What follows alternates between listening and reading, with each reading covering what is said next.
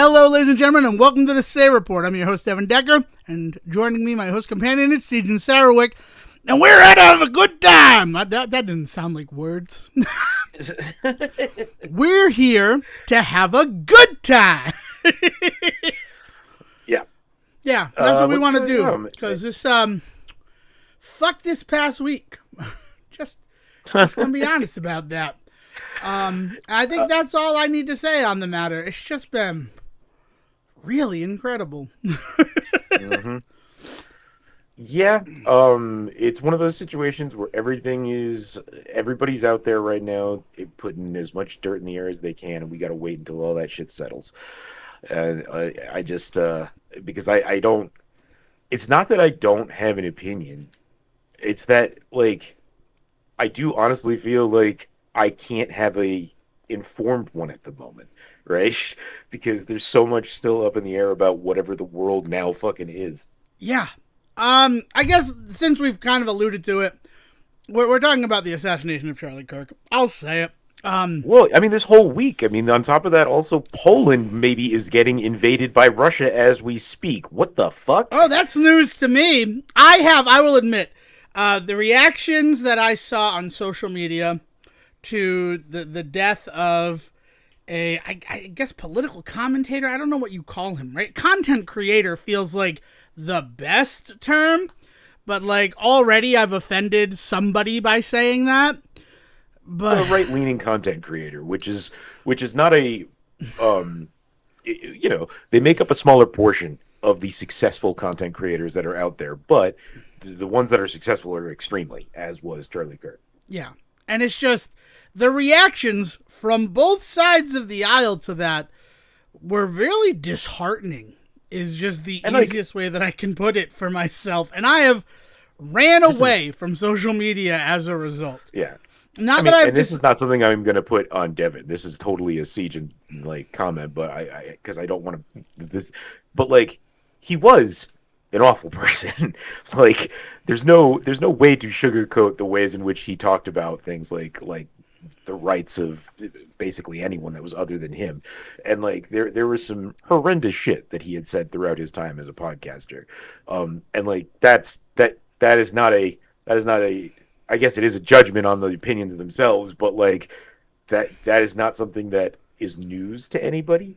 And I think the ways in which the world is treating this they've discovered it is a little disheartening. Although I will say a lot of people that I've actually been hearing didn't even know who he was, which was an interesting kind of realization about the bubbles I live in, right? Yeah, I mean, I think that's the biggest thing about it is I didn't realize how many people knew who he was, like along the same line of it.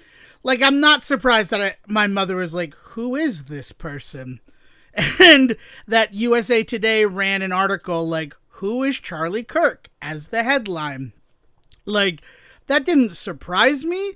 What surprised me more was seeing all of the people who, like, knew who he was. Because, like, I've obviously heard the name before, but I feel like the spotlight really got shown on him, for better or for ill, based on some of the things I've read in that South Park episode, at this point, 6 weeks ago, because of their 2-week release schedule.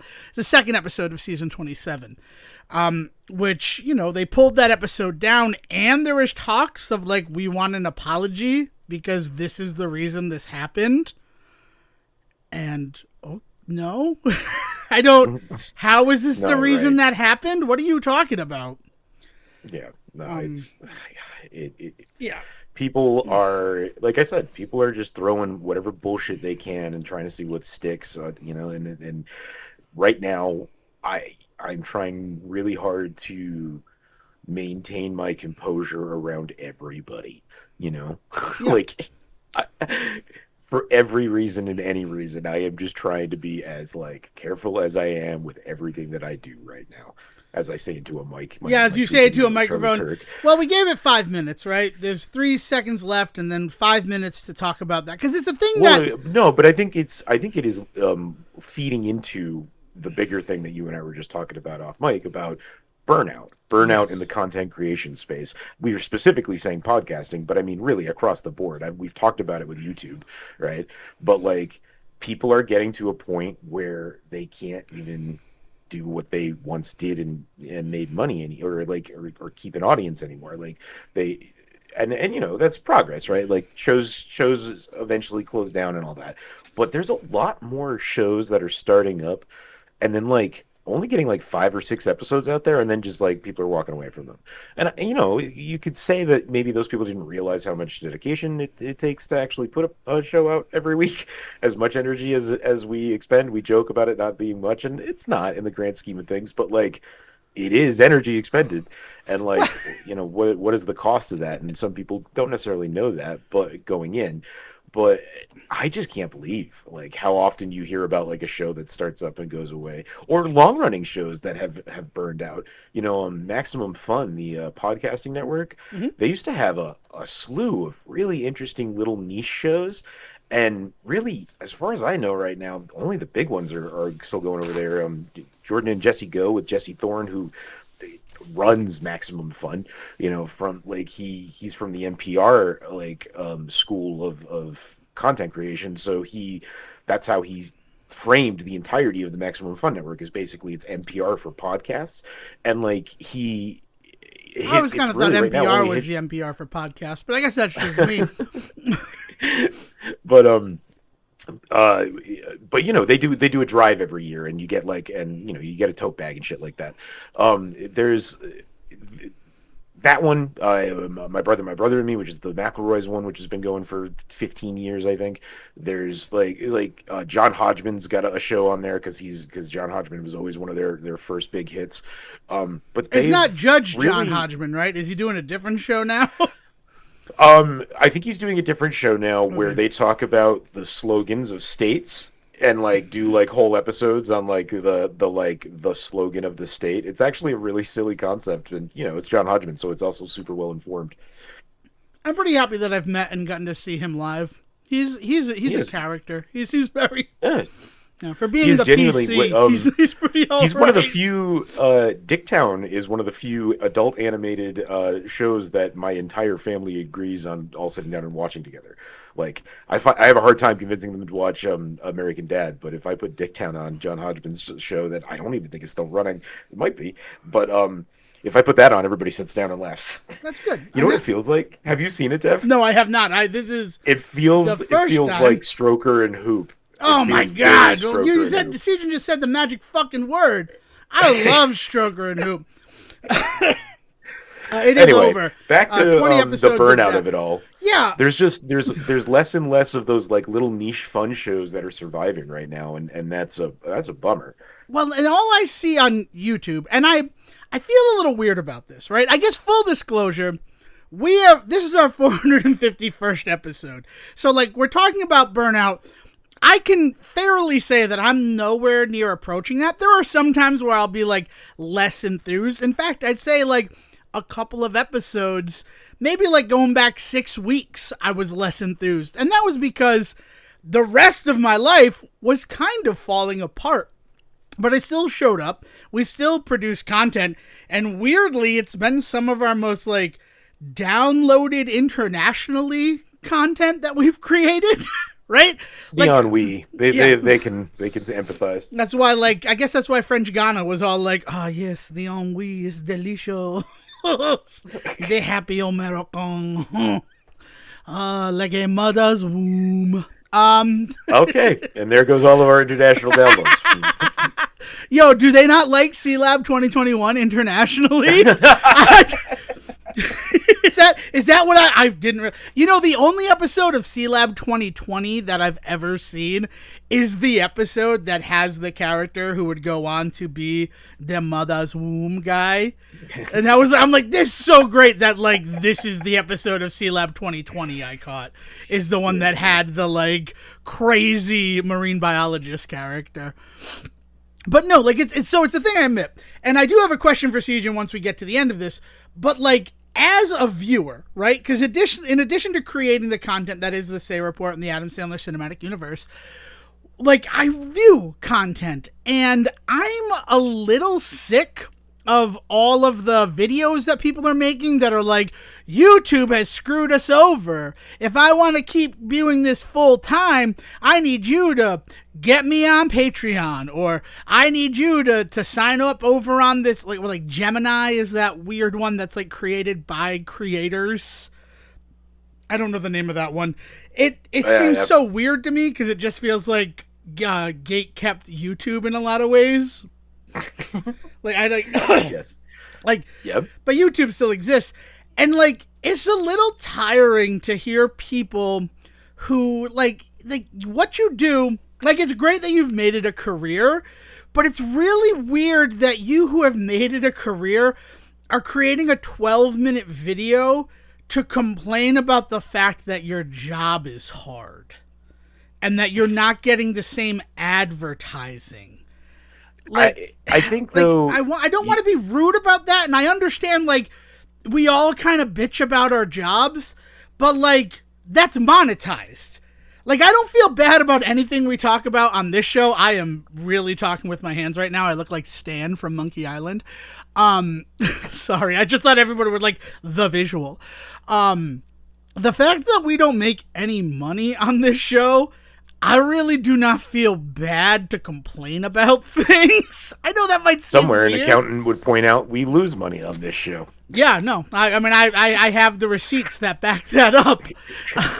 But, you know, what are you going to do? Like, but it's fun to sit down every week and talk with you about the things that are going on in the world. And we have listeners. And thank you to anybody who's ever listened to this show, be it for 1 minute or, you know, our 5-hour epic. That was our 300th episode. No. 5-hour epic was Justice League, the Zack Snyder cut. Because I don't know. We had to like, we weren't the people who demanded it in like crazy ways. We were the balance of the scales on that one, people. Yeah. But it's just like, and also I come to this show and I complain about things every so often, but I don't really complain about money or not having money because like, that seems like a universal thing, and it's not really a thing that I think the escapism of entertainment should like focus on. I don't know. That's just my approach to it, Sejin. I'm not putting words in your mouth or anything like that. But like when the content like the big one that kind of like struck me, and it's not the only one that's done it, but you know, the whole break off from the escapist to create Second Wind. And then, like, a 25-minute video about the YouTube algorithm is no longer featuring us. So, like, please get on Patreon so we can keep delivering this content to you. Okay. Fuck I mean, you. Like, I don't know. Like, I mean, like, one of the things that you have to understand, though, is that there has been a big push in the last generation of kids that transparency is king. They love content creators that are not afraid to be raw, and that's for good or for ill, right? It leads to guys like Charlie Kirk having an audience because of how raw he is with his beliefs and language, and that upsets some people. But on the other end of it, you also have a lot of beloved people like Jacksepticeye, the guy that had millions of followers at some point, but has been going through a lot of mental health stuff over the last few years, and has been posting a lot about it and making even art from it, like doing like artsy movies about it and stuff. And his openness is really heartwarming to the community, and there's like there's a love there for that, right? But in both cases, the idea is that we more and more people want content creators to be as clear as they can be, and that includes, more than anything, I think, where their advertising money is coming from. Right. They hold people accountable to what they're being advertised by in a way that they should more often with TV. You do it from time to time when it's an extreme thing, but like we don't do it nearly enough with television sometimes. But yeah, this idea that we want to know this stuff, even though it seems kind of masturbatory and self-indulgent, it's what the audience for these people generally want to see from these creators, is them being that brutally honest on screen about things. You know, you'd say that like you don't love the whole begging for money thing. How do you feel about the ones that where they're like, hey, we're feeling burned out, so we're going to take a break videos? Because those can also be 20 minutes long, just kind of like self-indulgent things about how hard their jobs are. I mean, I'm okay with the break thing because I like that transparency. I will be completely honest with that. I guess I don't like they generate money, right? I'll say I'll be fucked if I know how they generate money. I understand how creators generate money. What I don't understand, right, now this is me being raw, no, is where some of the people who donate thousands of dollars to creators are getting that money from. That's the part of the money exchanged loop that I don't understand. Like, I'll be honest with that. Like, I do not understand that. And that's because I don't have, like, an extra $1,000 lying around to, like, donate to a YouTuber or a Twitch streamer. Right? And maybe that just says something about my life.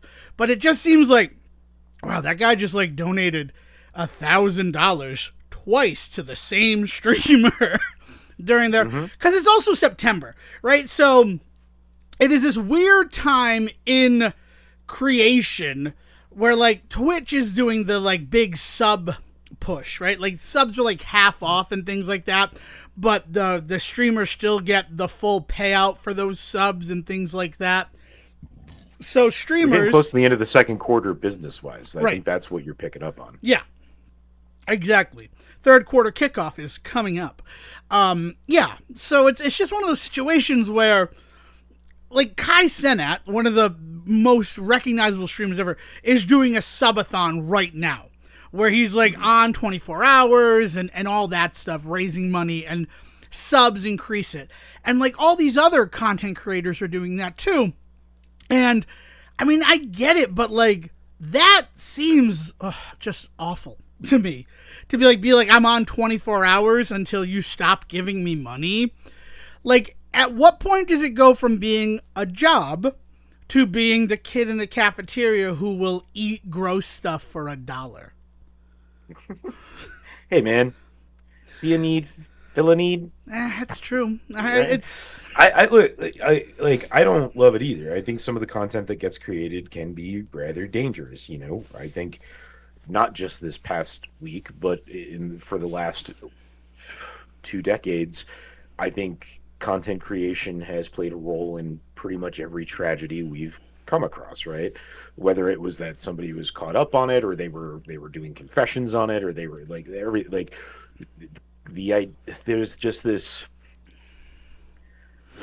is this kind of need to be doing something, but nobody wants to back anybody else up and doing it. I don't know, like everybody's feeling seems very selfish this week. I think that's what it is. To put it in its simplest terms, this week feels like it's been a very selfish week, and that sucks. Yeah, because it kind of felt like things were maybe starting to get a little bit better. It's also you brought the word ennui out, so I'm gonna wield that probably all episode. But like September, certainly in a post-pandemic world, feels like just the month of ennui. With the start of my job gets busy in September, I will admit that. And as a result, I've been going out a little bit less because I get home and I'm exhausted. I'd rather just sit down, like play a video game, watch a movie, and go to bed at a reasonable hour, rather than go out to the bar, drink, and like take place in karaoke or conversations with people. I'll admit that. And, you know, one of the guys out there, he's like, I haven't seen you all September, and I started to get a little nervous that it might have been, and he didn't say the word, but you've mentioned how COVID has already affected some of your plans in September. We see numbers spiking across the country right now. One of the biggest political discussions going on right now is the new COVID vaccine and who's going to be able to get it. With one member of the CDC saying when you go to your doctor to get permission to get the COVID vaccine, just check the box that you're depressed. And then shushing, like putting a finger over his lips, like, but don't tell him you heard it from me, a guy who actually works for the Center of Disease Control. Like, it's just been kind of crazy. But, like, to have a discussion with somebody that I have not seen in a couple of weeks because I've just been so burnt out from work, right? Because burnout doesn't just happen to creators. It happens in pretty much all jobs if you hit a busy season or, like, a difficult season, right? And I've been burnt out from work. So, like, as much as going out can help with that, if I don't have the energy after a day's work, it's going to be difficult to get myself out of my house. Almost like the system is built to keep us down. Yeah, right? I mean, you don't even need a tinfoil hat, like, for somebody to say that. That it is definitely built to. You can go back to the 80s and Reaganomics to confirm that, right? Yeah. Big a fan as Alex P. Keaton was of Reagan. The 80s and their opulence, that belied something really kind of toxic that was being injected into our society at the time. Yeah. Yeah, and just, as a content creator, you're being restricted in so many ways right now. You're not allowed to talk about one of the biggest historical events that's ever happened in this country, not by the nature of the actual act itself, but the reaction to it is going to be the thing that people talk about for the rest of time. And, like, but we can't mention it on this show. We've already mentioned it. Yeah, we've mentioned it. Like, that's the thing. We're a show about everything. Again, we don't have advertiser dollars that we got to be worried about. The only thing I'm worried about, and why people are like, you maybe don't want to talk about it on the show, is, like, real world repercussions from bringing it up and having discussions about it. Like... Yeah, I definitely. I mean, that's fair. Which is why I made sure to make clear that what I said earlier was me, not right. Both of us. Yes. Because, like, I appreciate that is a thing I should be concerned about, I guess, right now. But there's a part of me that, like, I don't know. I still hold a truth in my heart that I probably shouldn't. This country has proven time and again is not, this idea that like you are free to have your own opinion about a thing. But I guess that's not the case anymore. I get it. There's like this idea that, like, yes, you're free to hold an opinion, but you're not free from the consequences of it. But, like, I think consequences should be fair, and somebody losing their job for a social media post is not. Now, do I think that people that maybe go overboard with social media posts or get way down the rabbit hole on a particular scandal, should those jobs be affected? That's a case-by-case basis for me. I do think that there's been some pretty justifiable moments when people have kind of lost their job. On the other hand, I don't know how I feel about, like, somebody getting caught cheating at a Coldplay concert loses their position at a company. There's some conversation to be had there, right? So, like, I mean, I definitely agree. Let's like the Coldplay of it all, right? But there are contracts that you sign, and more fucked up is that in a contract that you sign for a job, there can be a morality cause or clause. It's either or, technically, and that, like, you being found cheating on a international stage would trigger that. But, like, when you're taking that job, you see that, you're like, well, that's never gonna, how am I ever going to trigger that? Right? Like, and also, how often do you read things like that? Well, you want to talk about social conditioning. When's the last time you read all of the, you know what? Borderlands 4 just came out, and I had to agree to 3 separate terms and conditions contracts. I read zero words of that. Of course, yeah. Like, that was so fucking. So what was weird is I agreed to the terms and conditions. I agreed to an online terms and conditions, I think is the secondary one. And so, like, I agreed to the two of those, was playing around a bit the other day, and then I booted the game up for us to play, and I all of a sudden had to do the exact same, like, well, I guess not the exact same. They must have updated or something. But I needed to do the terms and conditions again. I was like, do I have to do this every time I start this game up? Because this is going to be a pain in the ass. Yeah. Luckily, it has not done that since. But well, I mean, you say that, but it's also, but my bigger point is that we are faced with terms and conditions all the time. And how often do you actually read them, right? Well, I don't want to get all like human centipede on it, but there's nothing that like, well, and the Disney Plus and the fact that, well, because you're a Disney Plus subscriber, you can't sue the park for not following your dead husband's dietary restrictions that we were aware of. Like, that type of shit is gross. Yeah. And it does not protect the common man, it protects the corporation. And that's scary.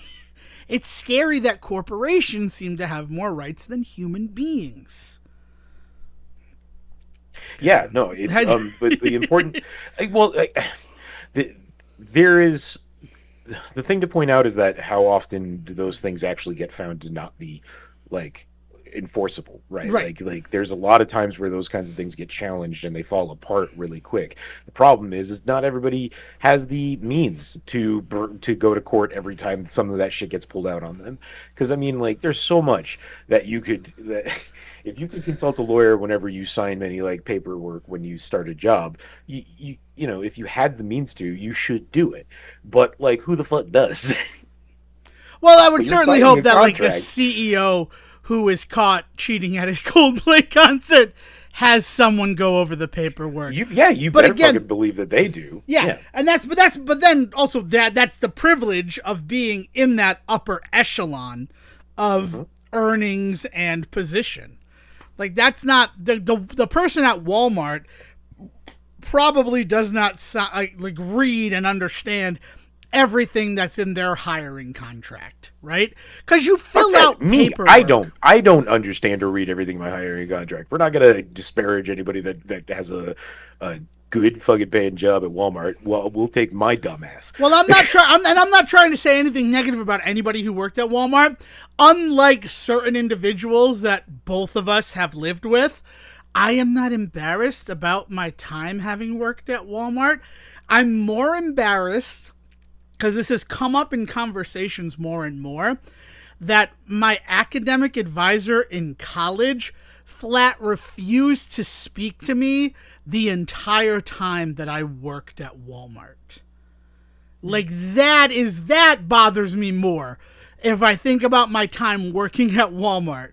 The fact that somebody, and again, that's privilege right there, right? You have a good paying job as a professor at a university, so you don't need to worry about paying your bills and taking the only job that's available because it's Christmas time and it's Christmas overhire, right? You have that luxury. And then to punish a 20-year-old who was like going through some shit.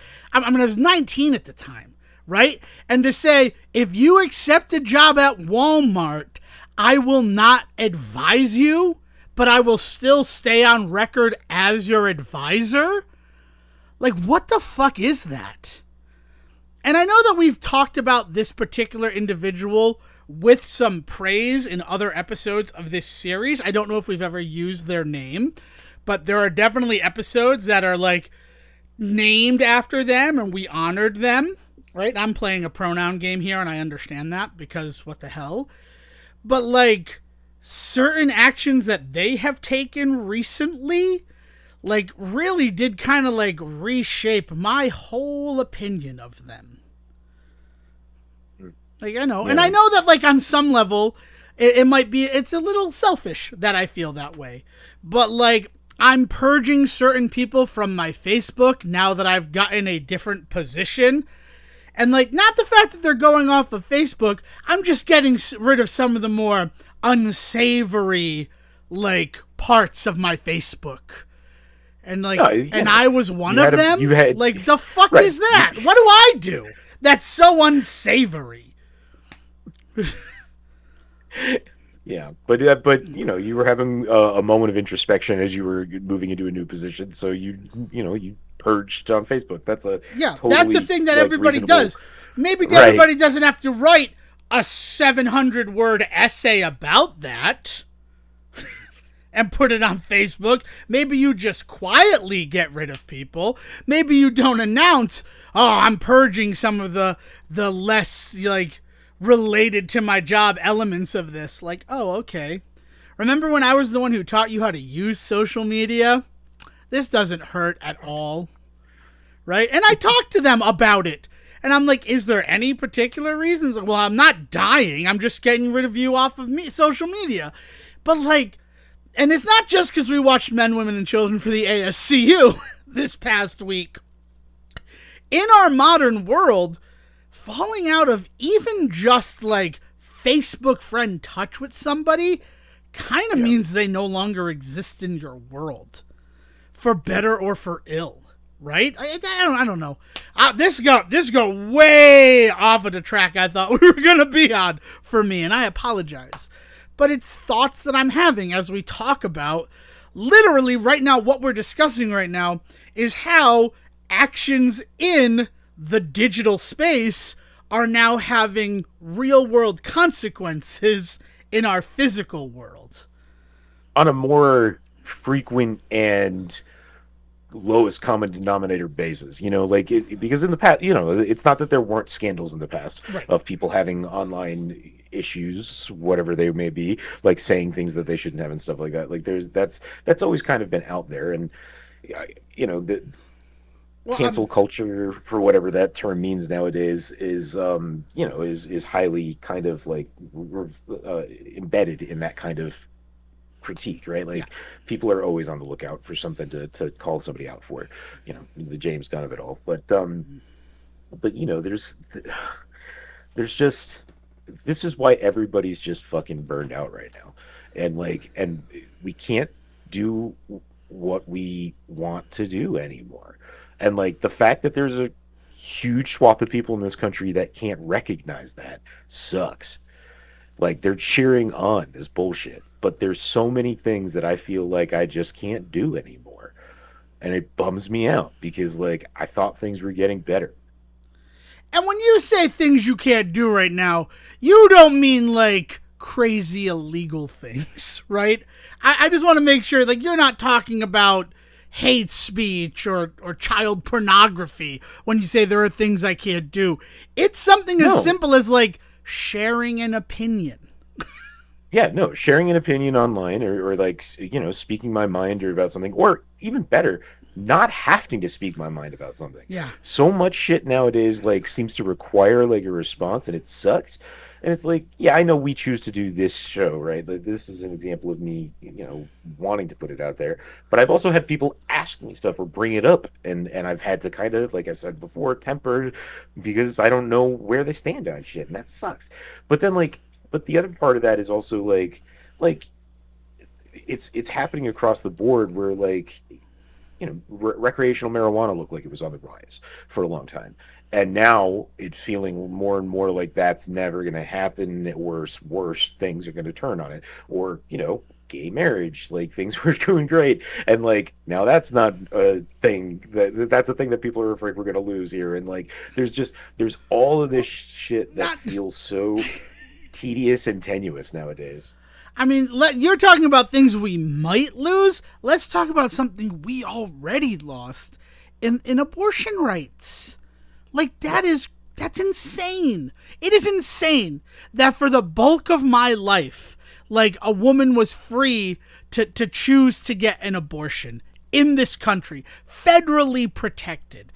And that for the last, 4 years? No, you don't have that right anymore. Like, the fuck, man. Like, the fuck. Yeah, so and that's huge. So of course there's going to be some fear that other things will that we think might get taken away or are like going to be on the table. I was watching an episode of Raising Hope. I love Raising Hope. I really do enjoy that.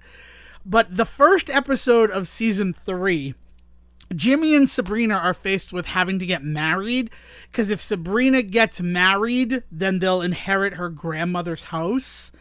And Barbara June, Mama, played by Cloris Leachman, rest in peace, Cloris Leachman, she's a fantastic actor, has a line in that was like, you should marry this pretty boy before the Republicans get back in office and make it illegal again. And that's from like 2012, that comment. And that's fucking scary. Because, like, that was a joke at the time, right? That was like a little bit of satire in 2012. But now, in 2025, like, that's a real possibility of something that might happen. Yeah. And that's just terrifying, right? Because how can you have progress if every 4 or 8 years you're going to turn back all the progress that was made? Right? We're literally living in Groundhog's Day. I get why people say that. I don't love that people say it. I think it is a huge oversimplification of what we're experiencing every single day in terms of the Groundhog Day of it all. But, like, I understand when you're like, it feels like we're working towards something, but come the next morning, I Got You Babe is playing and everything is reset to where we were before. Yeah. And honestly, I think I could deal with that. It's the fact that every morning I Got You Babe still plays and things feel like they've, like, notched back a few spaces from where they were the last time I woke up to that. Jeez. Yeah, it's not that we're in the same space. It's not that we're standing still. We are actively regressing. Yeah. But, yeah. Okay, so last thing I got to say on this one, because we got fun things to talk about. How do you look at the recording of the Say Report? I want to say that because you had mentioned it earlier in this frankly chilling opening that we've put into this episode of the series. And I just am very curious. Do you look at this as the end of your week or the beginning of your week? Because we do it on Sundays, right? So is the recording of the Say Report sort of the first thing you do to, like, signal a new week in the life of Siege and Starwork has begun? Or is it kind of like the finish line? I think it's more like the finish line because so much of it is about, being, like, retrospective about what we did for the past week. So I pretty much I think about this as like the end of my week because this is when I unload all of my feelings about what's happened this week, and then I can be fresh and new after it. Right. So it weirdly kind of exists in that duology of a space because everything that I've done the past week I'm going to share in this episode. And then once I'm done with it, once I post it to be released tomorrow, I do kind of feel cleansed. Like, now I can start a whole new week. Now everything I'm doing is in service of the next episode of the series. You know, for better or for worse. I will admit that. Like, it's kind of a crazy thing. Also, I think I said this is our 451st. I think this might be I don't know anymore. Where we Yeah, no, this is 452. Silks and Streams. So this is a report episode. And I think I know what the adjective is going to be. And the people at home, you already know. But it's just a thing I was thinking of. And I guess one other thing on this topic. And then I have so many fun things to kind of talk about. One of them's a little disappointing.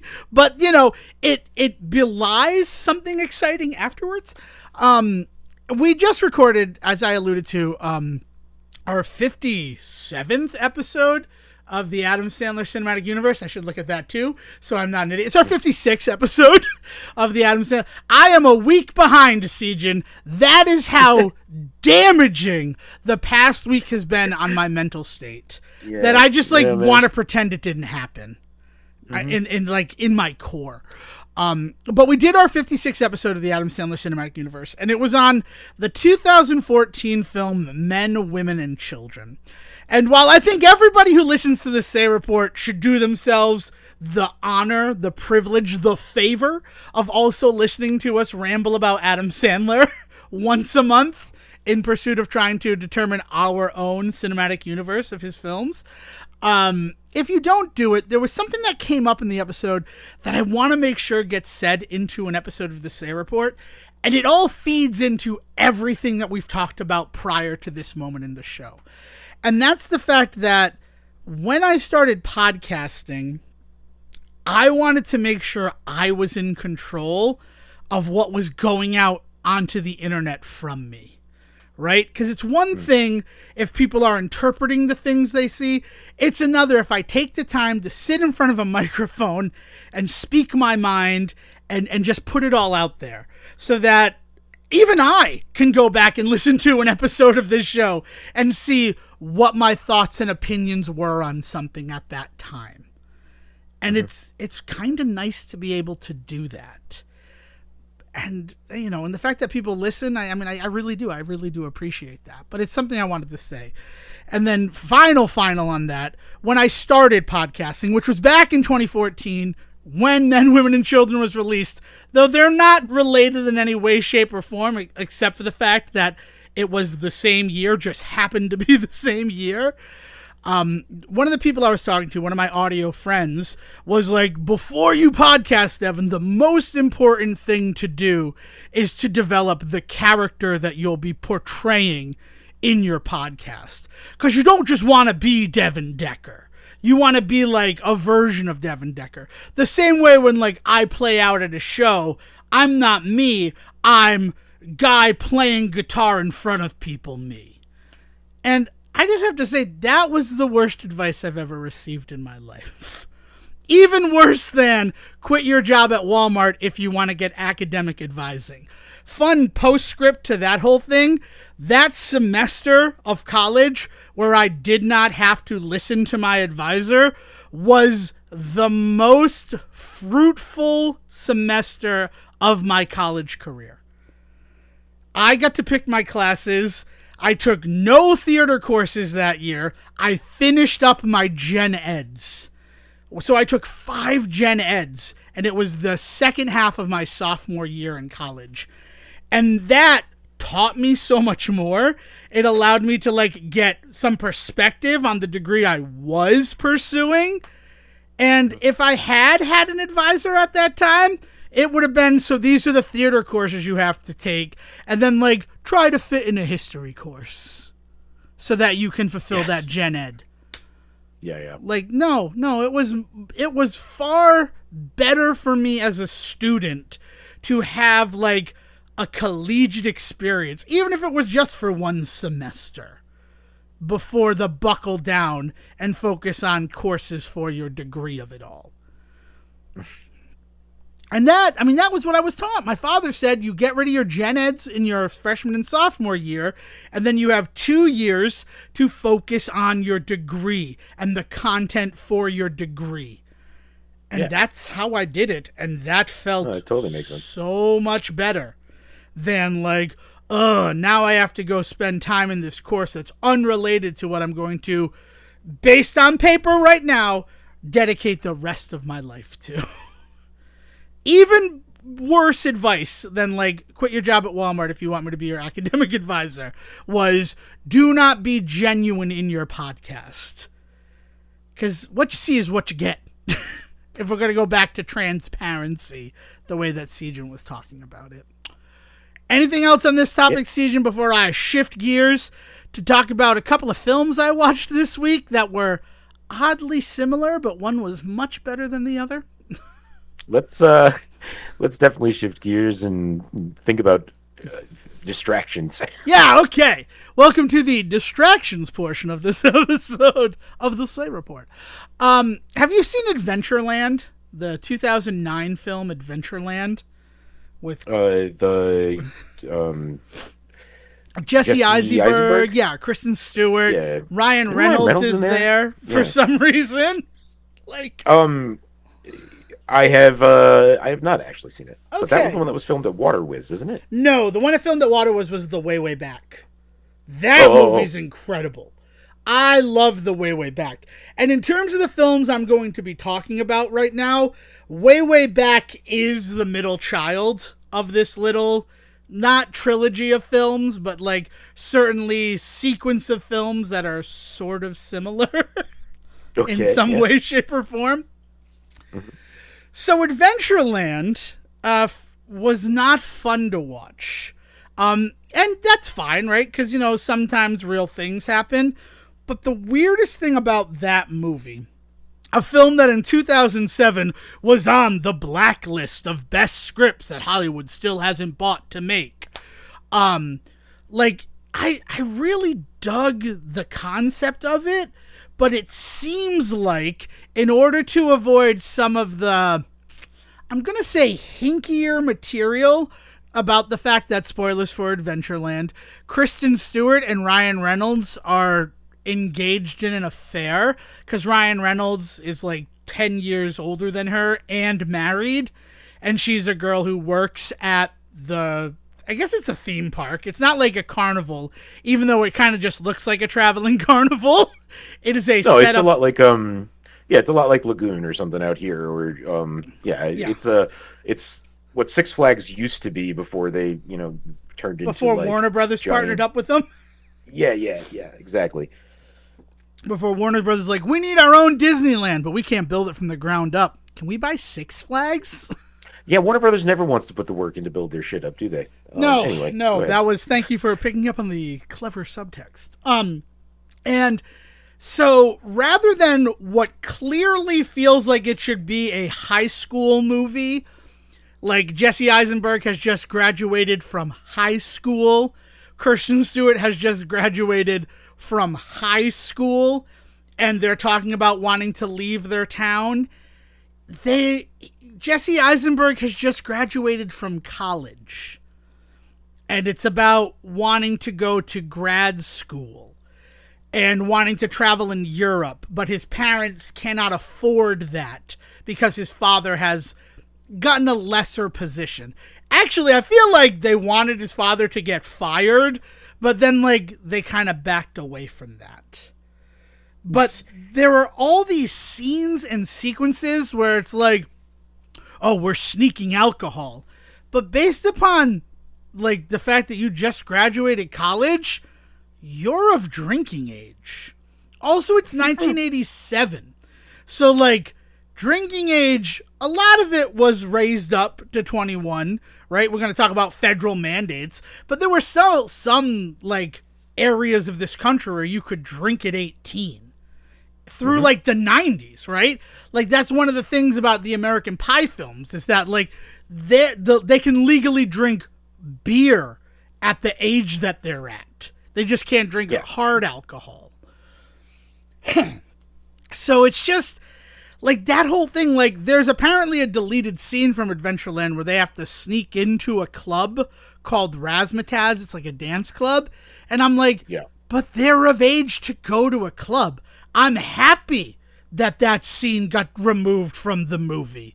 Because the movie the whole time feels like it's walking this weird fucking tightrope between the fact that they are adults, but like it was written as if they were in high school. And then they're like, we'll just age them all up 4 years. So that like Kristen Stewart is definitely 18 sleeping with a 30-year-old guy. There's no chance of it being an underage relationship. It's just the weirdest. It is so distracting. It is one of the most distracting things that they're all supposed to be 20-year-olds in the 80s. To the fact that I watched it with Dale, and she's like, that movie was very of the time. And I'm like, do you mean 2009 or 1987?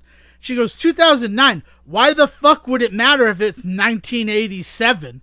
And I'm like, that's when the movie is set. It's a period piece set in 1987. And she's like, oh, yeah, I missed that. I thought it was just set in 2009. Which, like, that certainly says something about your movie that's supposed to be a period piece where, like, it doesn't feel like that at all. So what was the other films that you watched? So the other film that I watched that is the film Snack Shack. It came out, it was made in 2023. It released at festivals 2023, but its wider release was 2024. I think it's a Prime original, or at least it's one that like Prime now has, like Amazon Prime has the ability to do. Now that movie is set in 1991, which I love that 90s period pieces are a thing now. I mean, it kind of makes parts of my body turn to dust and just blow away in the wind. But it is just real interesting to see that time period. I think about, I've mentioned it before, the Kings of Summer, and it shares a couple of actors from Kings of Summer in Snack Shack, though not as the main guys. And the thing about the Snack Shack is that two guys, they are middle schoolers. They are 14 years old. They are going into high school, if at all. Like that's what they're going to be, is freshmen in high school next year. And they're friends with somebody who has graduated from high school already and was in the Gulf War. Like his character has come back from the Gulf War. There are yellow ribbons tied around every oak tree in town. And he is going to be a lifeguard again at the municipal pool, right? The city-run pool. And they're like, can you get us jobs doing that? And he's like, no. He's not going to hire 14-year-olds. You need to be at least 16. And I don't want to risk my job by saying that you guys are 16 and having you do it. So they're like bummed, but they're hanging out at the pool. And then he's like, you guys could try to get jobs over there. And he points at this old rundown snack shack. And they're like, what? That hasn't been open. He's like, yeah, they're going to reopen it this summer. And they're even taking bids, the Park and Recreations Department. They're taking bids for somebody to run it. But everybody knows it's going to be the Bravo brothers who do it. Because even before they shut down the Snack Shack, it was always their family that ran the Snack Shack. So these two guys are hustlers. Like, at the time that we first meet them, Moose and AJ are their names. Nice. They are brewing beer in Moose's basement with plans to sell that beer to college-age students, right? They're not going to sell it to kids, but, like, they're at a dog racing track so that they can get the money in order to continue brewing beer and have distribution and logos. Like, they're two little hustler kids. Like, they're working for their money. And I dig that. But then when the beer gets found out, they're like, we need to do something else if we want to, like, make money and do all this stuff. So it's like, oh, we should put in a bid for the Snack Shack. We should be the guys who run the Snack Shack. So they use the last of their beer to, like, pony up to the Bravo brothers to find out how much money they're going to bid. And then they're like, and then at the meeting, we'll just outbid them, and then we'll be in charge of the Snack Shack. So they say they're going to drop 3 bills on it, which they take to mean $3,000, which they don't have that money. I'll just spoilers for Snack Shack. But AJ has like $2,000 in a savings account. So he empties that savings account, and then they are able to scrounge up the additional 1,000. And so at the meeting, they're like, we want to put in a bid, right? As they're about to read that the Bravo brothers won. And they present a briefcase full of $3,001. Turns out that the Bravos meant that they were bidding $300, not $3,000. So that's fun. But then these two 14-year-old kids, because the town council will take any bids for the Snack Shack, are now in charge of the Snack Shack. And the place is run down. They got to clean it up. Though I will say, on their first day, they clear $1,600. Now, granted, there are costs like for the food, the cleanup. They had to buy a refrigerator. They had to buy a microwave, which hilariously they got from a funeral home. Oh, yeah, they gave me a great deal on their old... we can't tell people that this is a funeral home refrigerator. They just stored flowers in it. It's fine. And they threw in the microwave. And then, like, they hustle this whole thing. And it's this really, like, fun story about it. But then, of course, there's a girl who comes in for the summer, and that makes them fight. And then the veteran guy, he's having some issues, too, having been to war and now being home and not sure what he's going to do. So he's drinking. And spoilers for this film that you probably didn't even hear of before I started talking about it. He ends up getting into a car accident and dying. It's one of those stories, right? Like, where, like, the fragility of life, and you think that you're invincible and you can live forever. But it was just so good. And, like, the fact that they were going to be freshmen in high school, like, it all felt very genuine to that. Like, it was the kind of stuff that before you can legally get a job, the little hustles you run as, like, a 12-year-old to make a little extra scratch. I don't know about you, but I sold candy out of my locker, right? There's a BJ's 5 minutes from my house. You don't think I wasn't selling candy out of my locker? No, for sure. Yeah. No, I used to no whatever I was doing to get like just a quarter. All I ever needed was a quarter because if I got a quarter from you and a quarter from you and a quarter from you, next thing you know, I had Yeah, $5 Siege, for and we've lunch. all read Moby Dick. I kid. um, But it's true. but Nobody yeah, cares about a quarter. Can I borrow a quarter? No, you can have a quarter. I'm not expecting you to give me back 25 cents. right. But yeah, man, that sounds like it sounds like a good one. I'll It's have a to check it real out. good, and I have like kept back some key story Who made elements it? about the Like, film. Was it? Who made it? is it who? Yeah, like, is it made by anybody in particular? Yeah, Like, it's directed by somebody I would know or something? Or let's look that up. I did not have that part ready to go. I know that Greg Mottola made Adventureland. It's Adam Rehmeyer, Rehmeier.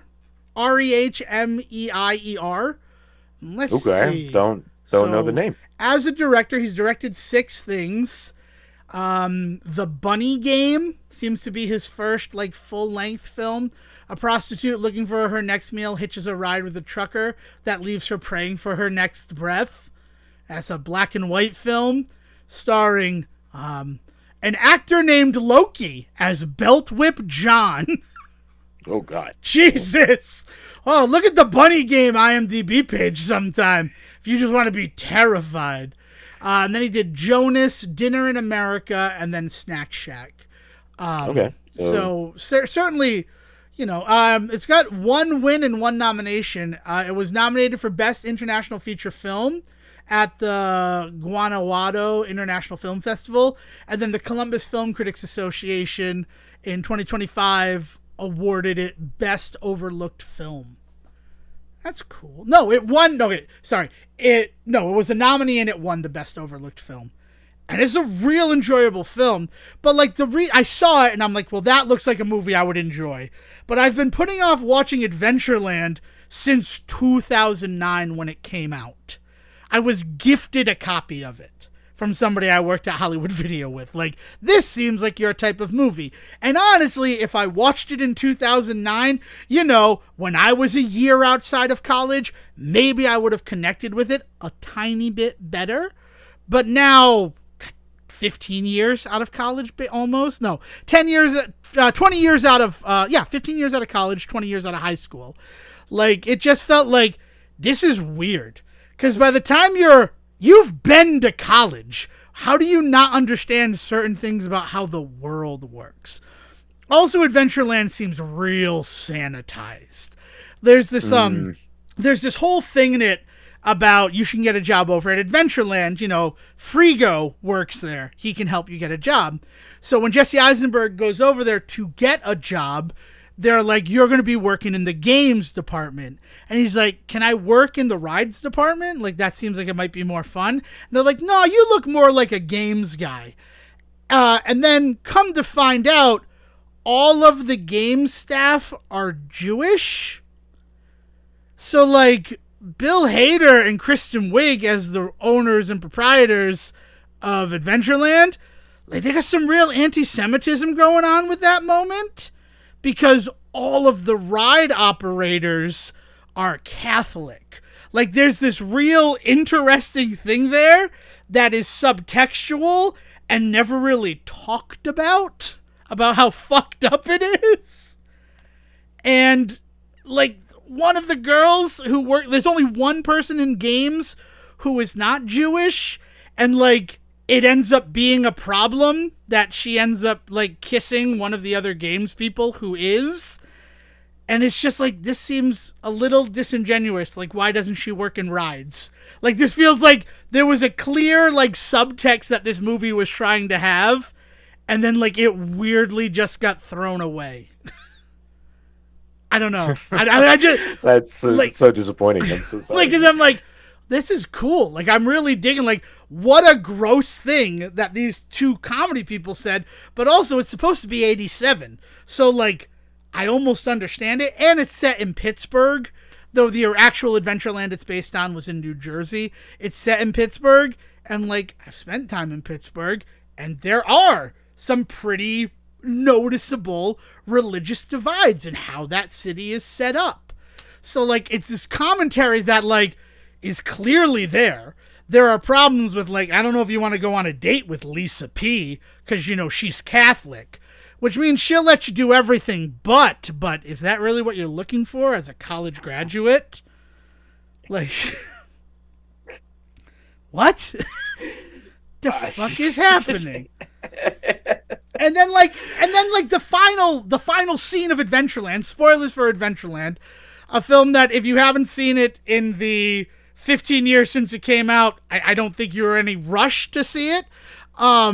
It ends with like Kristen Stewart and Jesse Eisenberg like having sex, which feels like such a weird like ultimate outcome for a film about adults. Yeah. It's because it almost implies like that this was all they've been waiting for, but like, yeah. Well, clearly Kristen Stewart's had sex with Ryan Reynolds' character, but Jesse Eisenberg, like, yeah, she broke up with me. We've been dating for like 2 weeks, and she just broke up with me. I don't know what I did wrong. They're like, oh, did you bring up the red V, the scarlet V? And he's like, what, the fact that I'm a virgin? And it's like, yeah, she broke up with you because you told her you were a virgin. At 21 in 1987. You fucking freak of nature! Like, the fuck is happening? Well, that's a bummer. Did you watch any? Well, you said you enjoyed Snack Shack, so I really enjoyed Snack Shack, and I watched some other good movies too. Well, you know what? I say I watched some other good movies, but I don't know how I feel. Have you seen Ricky Stenicki? Are you familiar at all with Ricky Stenicki?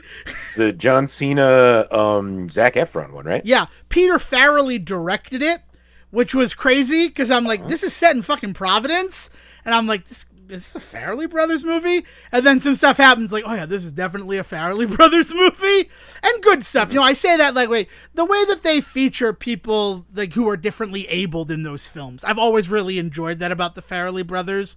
Like thinking about, oh God, the guy with spina bifida in Shallow Hal. He just passed away. I can't think of the character or the actor's name. Oh no, I'll pull it up. Yeah, but like. So, like, they did that, and I'm like, oh, this is probably a Farrelly Brothers movie. And then that's always weird when it's a Farrelly Brothers movie, especially when it's Peter Farrelly, because he won for Green Book, right? Like, he's an Oscar-winning director now.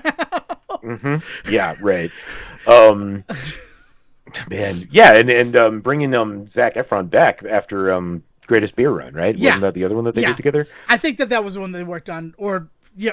I don't know if he directed that one, but I know he's involved with it. Which, yeah, just I don't know. It's just one of those moments. I forgot what I was looking up. Yeah, I didn't find it. You were looking up. What were you looking up? Ricky? Yeah, Shallow Hal, the guy who plays the spina bifida guy. I can't think of his name. At your cervix. He just passed away, and I'm sad about it. You know, he's so charming and all that other stuff. But they do that, and it's nice, right? And Jermaine Fowler's in it, in addition to Zac Efron, and I bring up him because he plays a really great character in the film. And then Andrew Santino's in it, and he is just, like, kind of the worst in that movie. And as enjoyable as that film was, and it weirdly spoke to me on some levels, because it's kind of just a parable about the dangers of lying. Mm-hmm. And I do kind of like that stuff, right? I have a spec script or like the start of a novel about somebody who like, a la like My Name is Earl, his whole life he's like kind of he's been lying, and then he starts dating this woman, and then when it starts to get serious, he realizes that everything he's told her is not true, so he decides to try to make good on every lie he's ever told. And that's like an interesting story, right? I also thought that Ricky Stenicki was about these guys who like made up this guy that they blamed all their, like, anytime they got in trouble, like, oh, it was Ricky's fault. And then like a la, like, not Right Said Fred, Drop Dead Fred, like their imaginary lie scapegoat came to life. And then they had to deal with it. Like, I thought that's what the movie was going to be. I was like, so far you're describing this plot of this movie. Okay, I see where you went sideways. Got it. Yeah, cool. So that's what I thought the movie was going to be. But then actually they just hire some guy in Atlantic City. who's played by John Cena, and it's kind of a good movie, but it's not a satisfying film. Like, it's very well made, but I kind of saw how it was going to end about like 40 minutes into it. So I'm like, I can divorce my brain from this, enjoy what's happening, but it's hard to get invested. Well, so as somebody that has been diving into Peacekeeper for the last couple of weeks, re-diving back in, rewatching the first season so that I can then watch the second fresh, and you now watching Ricky Stenicki, how are we feeling about John Cena? I fucking love John Cena. I have no notes for John Cena. What's the Firehouse one that he did with the kids a couple of years back? Oh, that we watched and I talked about on the show. Playing with Fire. John Leguizamo's in it too. That's a good movie. Keegan-Michael Key. Yeah. Keegan-Michael Key is in it. Yeah. I loved that movie. Yeah, we talked about it in an episode because I was just like, it was a lot of fun. And Judy Greer, just to round that out. Who is it? Also, Judy Greer. As the love interest.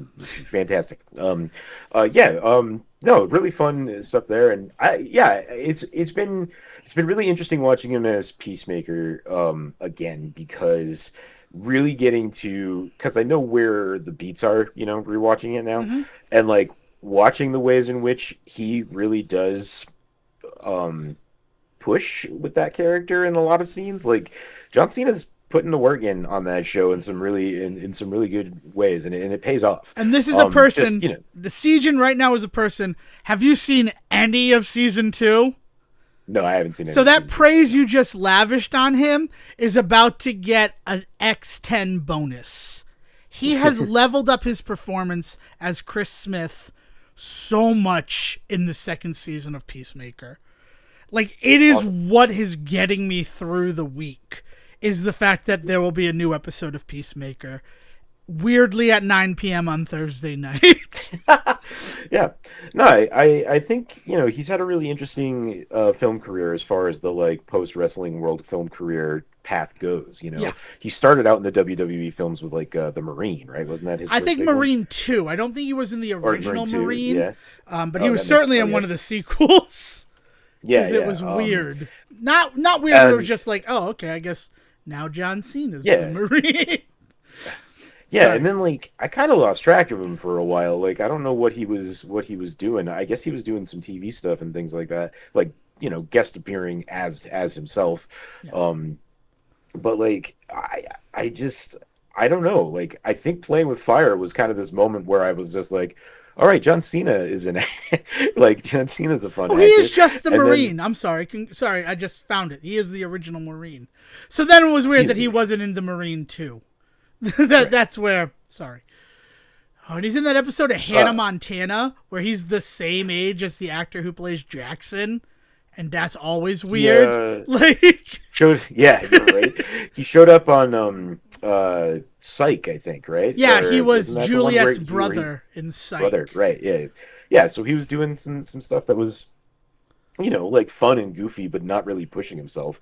And then, depending on how you feel about the Suicide Squad, like there was some really interesting stuff going on in there. But when like dialing it up for the show, and it's been really interesting, because then you have your guys like not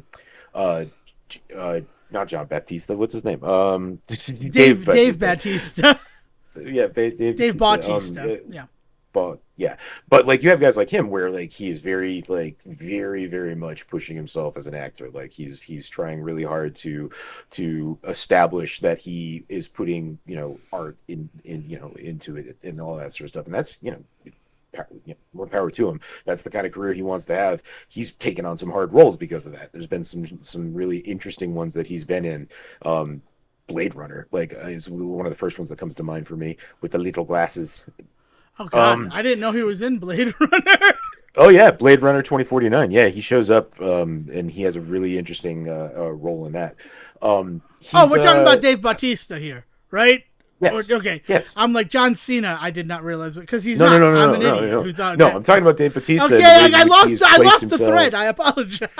No, yeah, and then like the Dune films and stuff like that. Like he's putting himself out there with like some really big directors and putting some really interesting work into the world. Then you have guys like The Rock that are just like, showing up in every goofy thing out there. Apparently, him and Emily Blunt um, are gonna try and do the the lost sequel to to Jungle Cruise coming up here in a little bit. But we'll see how that goes with the Smashing Machine.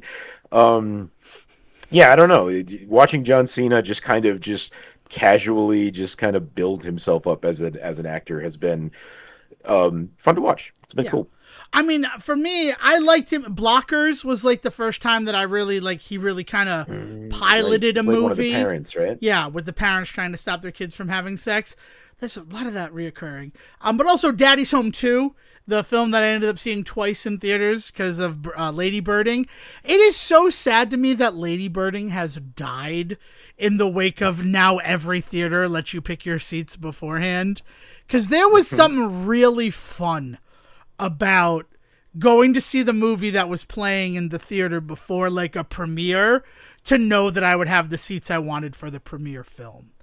Right? Like Lady Bird was the first one, and then Daddy's Home 2 for The Last Jedi, and then Dumbo before Endgame. Like, I just think of those movies that where I'm like, oh, also Happy Death Day. Oh, what did we see that before? Your brother was with us. Captain Marvel. Before Captain Marvel, we went and we saw Happy Death Day a second time, or maybe Happy Death Day 2, so that we could Lady Bird and make sure we had good seats for Captain Marvel. Like, I miss that. I miss doing that. And now that, like, I can buy my seats ahead of time, I'm never going to have to Lady Bird again. In terms of, like, Decker made up vocabulary. I understand that. But it was a fun thing that we did. Yeah. And him and Daddy's Home, too. Like, because he was just, like, a cameo in Daddy's Home. And then the fact that from that cameo, he becomes a character in the second one. Like, really impressive. Also, Ferdinand. I don't know if we've ever discussed Ferdinand on this show. But as Ferdinand the Bull. Blue Sky movie. I think it's Blue Sky, yeah. Yeah. Let me double check. Yes. Yeah. God, that movie was great. I loved it. And there's never going to be a sequel, which is just disappointing. Because the fact that Trace shows up at the end, Sejan. Well, and Ferdinand the Bull was a character in, like, children's books, right? Yeah. He's based on a children's book. And then early animation has that. Yeah. Like, I'm not sure who did that one, but yeah. God. Oh, Ferdinand. Yeah. And then Bumblebee as the, like, they're called Decepticons. Should we trust them? They got deception in their names. And he was in the original season of Rise of the TMNT. Like, we've been watching him since that whole fighting, playing with fire in 2019. Yeah. He's been doing all sorts of stuff. So I am happy that he's just kind of done the work and now he is where he is. Right? He's never afraid to take, like, a cameo, but then he's so good in something like Ricky Stenicki. He was excellent in Jackpot. I've heard bad things about Heads of State. I haven't watched it yet. I've got friends that have seen it and they're trying to get me to sit down to watch it with them. It's not that I'm fighting it. We just haven't had like a fucking weekend to do that recently. But it's been one that I've got a couple of friends that have been very excited about, and yeah, I don't know. That's a shame because I've heard that it is exactly the kind of movie you expect it to be from watching the trailer, and on that it delivers, right? So I think and I think the people who were like complaining about it, who have had these things, they're like, really, it's how far does the joke go for you? And I'm just like, oh, I mean, that joke, I think that joke could go into a freaking franchise for me. I would love that as a franchise. Yeah. So that's it. But it was a little disparaging to hear multiple people say, like, it's good, but the joke gets tired. And I mean, I've not seen it again, so I do not know. But I mean, that could be writing, right? The fact that like they're not able to support a good idea like that, or they get like lazy with the jokes, like people get it. I mean, again, I haven't seen it, so I'm just talking about other things that have been brought to me about it. But yeah, I'm not. This is not a comment on the people that you have been hearing critiques from, but there. I do wonder if there's a section of those who are critiquing this film in that way that are not happy about the fact that John Cena is playing a celebrity-made president. type character. You know what I mean? Yeah, I Like, understand where you're coming from. Yes. there's a certain edge to what he is doing in that movie that I think that would in this country guarantee at least a small fraction of naysayers. Well, I will say this. You are the first. I did not know that he was a celebrity turned president until you just he's brought it up. supposed to be a bit of a he's supposed to be a himbo in it. Like Gotcha. he is a himbo that has been elected president. So like it's not on the nose exactly this, right? But it is like, all right. Yeah, and again, but I'm saying that like in terms of those people who have had complaints about it, none of them brought that up. You were the first person. I did not even know that was part of the like DNA of that film until just now. Which I think that's fine. You know what's really weird about that? Going back to like the political commentary part of this episode again. Remember when everybody wanted Jon Stewart to be the president, and then we got Man of the Year starring Robin Williams? Yeah, right. So just that honestly brutally showed what a terrible idea that could be. But on the other hand, we also have what's his nuts there that's kicking ass over in Ukraine, who was kind of that exact story as well. Yeah. So I was gonna say Zaslav, but that's not who it is. No, the president of Ukraine. Yeah, I want to say his name though. I want to make sure that we give it Zelensky. Vladimir Zelensky. You know, I have to be honest. It is because of Honey, I Shrunk the Kids that I doubted his name was Zelensky. I'm just gonna say, like, that's not right, Devin. You've just been watching a lot of Honey, I Shrunk the Kids, the TV series. So it's in your head, nice, that name. So yeah, so that was good. And then I don't think we've done any other movies like Ricky Stenicki. We did Men, Women, and Children. Obviously, we have a lot of plans to watch movies. Like I think we're finally going to do Sinners today after we finish recording. Nice. I just had you're the second person this weekend who is going to sit down and watch Sinners this weekend. Is anybody new going to watch it? It's Dale. Dale hasn't seen it yet. Dale hasn't seen it yet. Holy shit. Yeah. So as the person who was right next to me after Fruitvale Station being like, that was fucking incredible. I want to see more of what Ryan Coogler can do. I can't believe she hasn't seen it yet. And that she somehow avoided all spoilers about the movie outside of the vampire part. Right? But there's still a lot going on in that movie. I don't think it's really a spoiler. That's the movie, right? That's the marketing for it. And there's still, even knowing there's vampires, the lore of the vampires is just so delicious in that movie. Yes. Yeah, it's fantastic. Yeah. Cool shit, man. So there's that. And Sonic. We were going to watch Sonic for Super Mario Brothers 40th anniversary. Segue alert.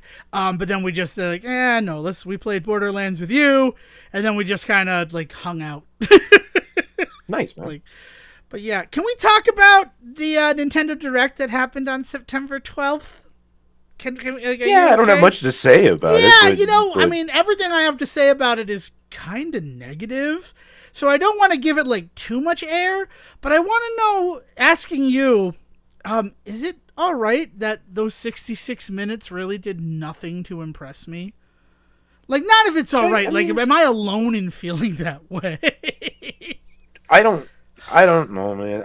I don't. When did Nintendo start doing these quarterly directs like this? That's a good question. I guess because when they said we're not going to go to E3 anymore, right? Yeah, but that, why does that equate to then 4 of these directs a year?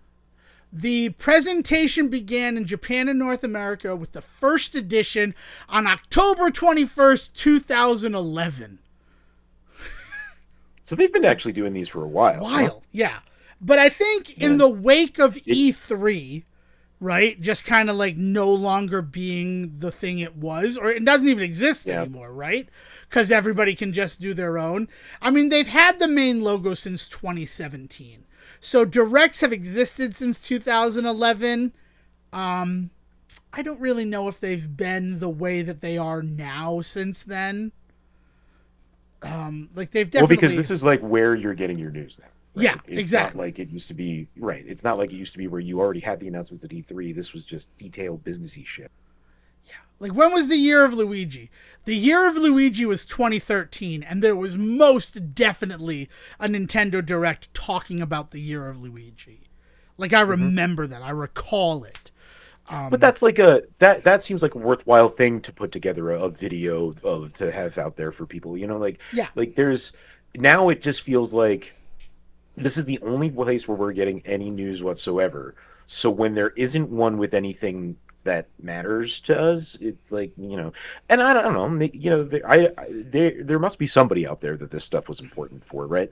I don't know why we need to treat them like, you know, it's, you know what it is?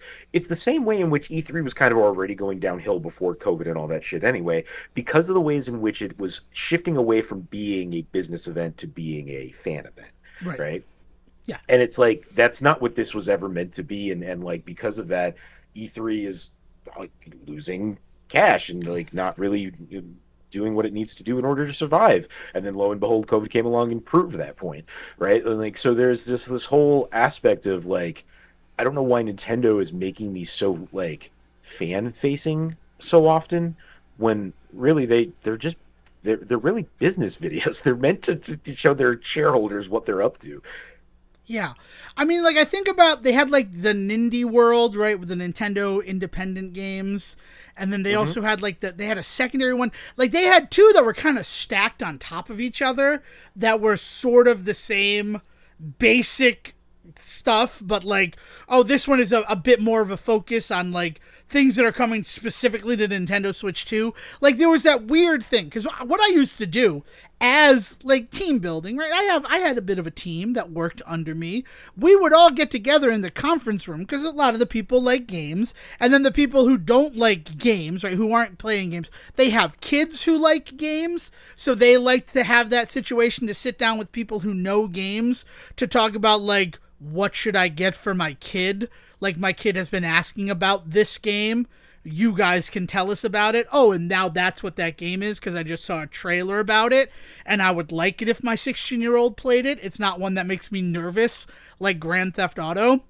And it was like a fun sort of team building thing to sit down and watch the Nintendo Directs with my staff. Like, it's a weird thing to say that, but it is. And then we'd have like little in-jokes, and it was a fun thing that we did.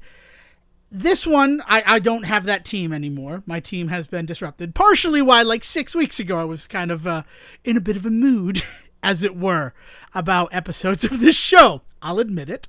But, like, this past one, I am so happy that I didn't sit down and watch it. First of all, I did not know it was going to be an hour plus long. Like, that was not expected. And half of it was the Super Mario Brothers 40th anniversary stuff, which the only new game is a Yoshi game.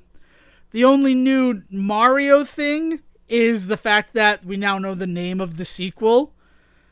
And at the time of the Direct, that Chris Pratt was going to be coming back as Mario, though he made some comments, and that could be up in the air, which was a weird thing to read 3 hours after Shigeru Miyamoto was like, Chris Pratt will be back as the voice of Mario. And it's like, that's weird. Like, that's like a non-announcement, because nobody thought they're probably going to recast Mario, right? like all of the voice cast is coming back. Yeah. I'd certainly hope so for the $1 billion Super Mario Brothers movie. That you guys got everybody to come back. Like, they got Chris Pratt to come back as Garfield, which he announced with a pizza. Because you know how much Garfield loves pizza, Seijin.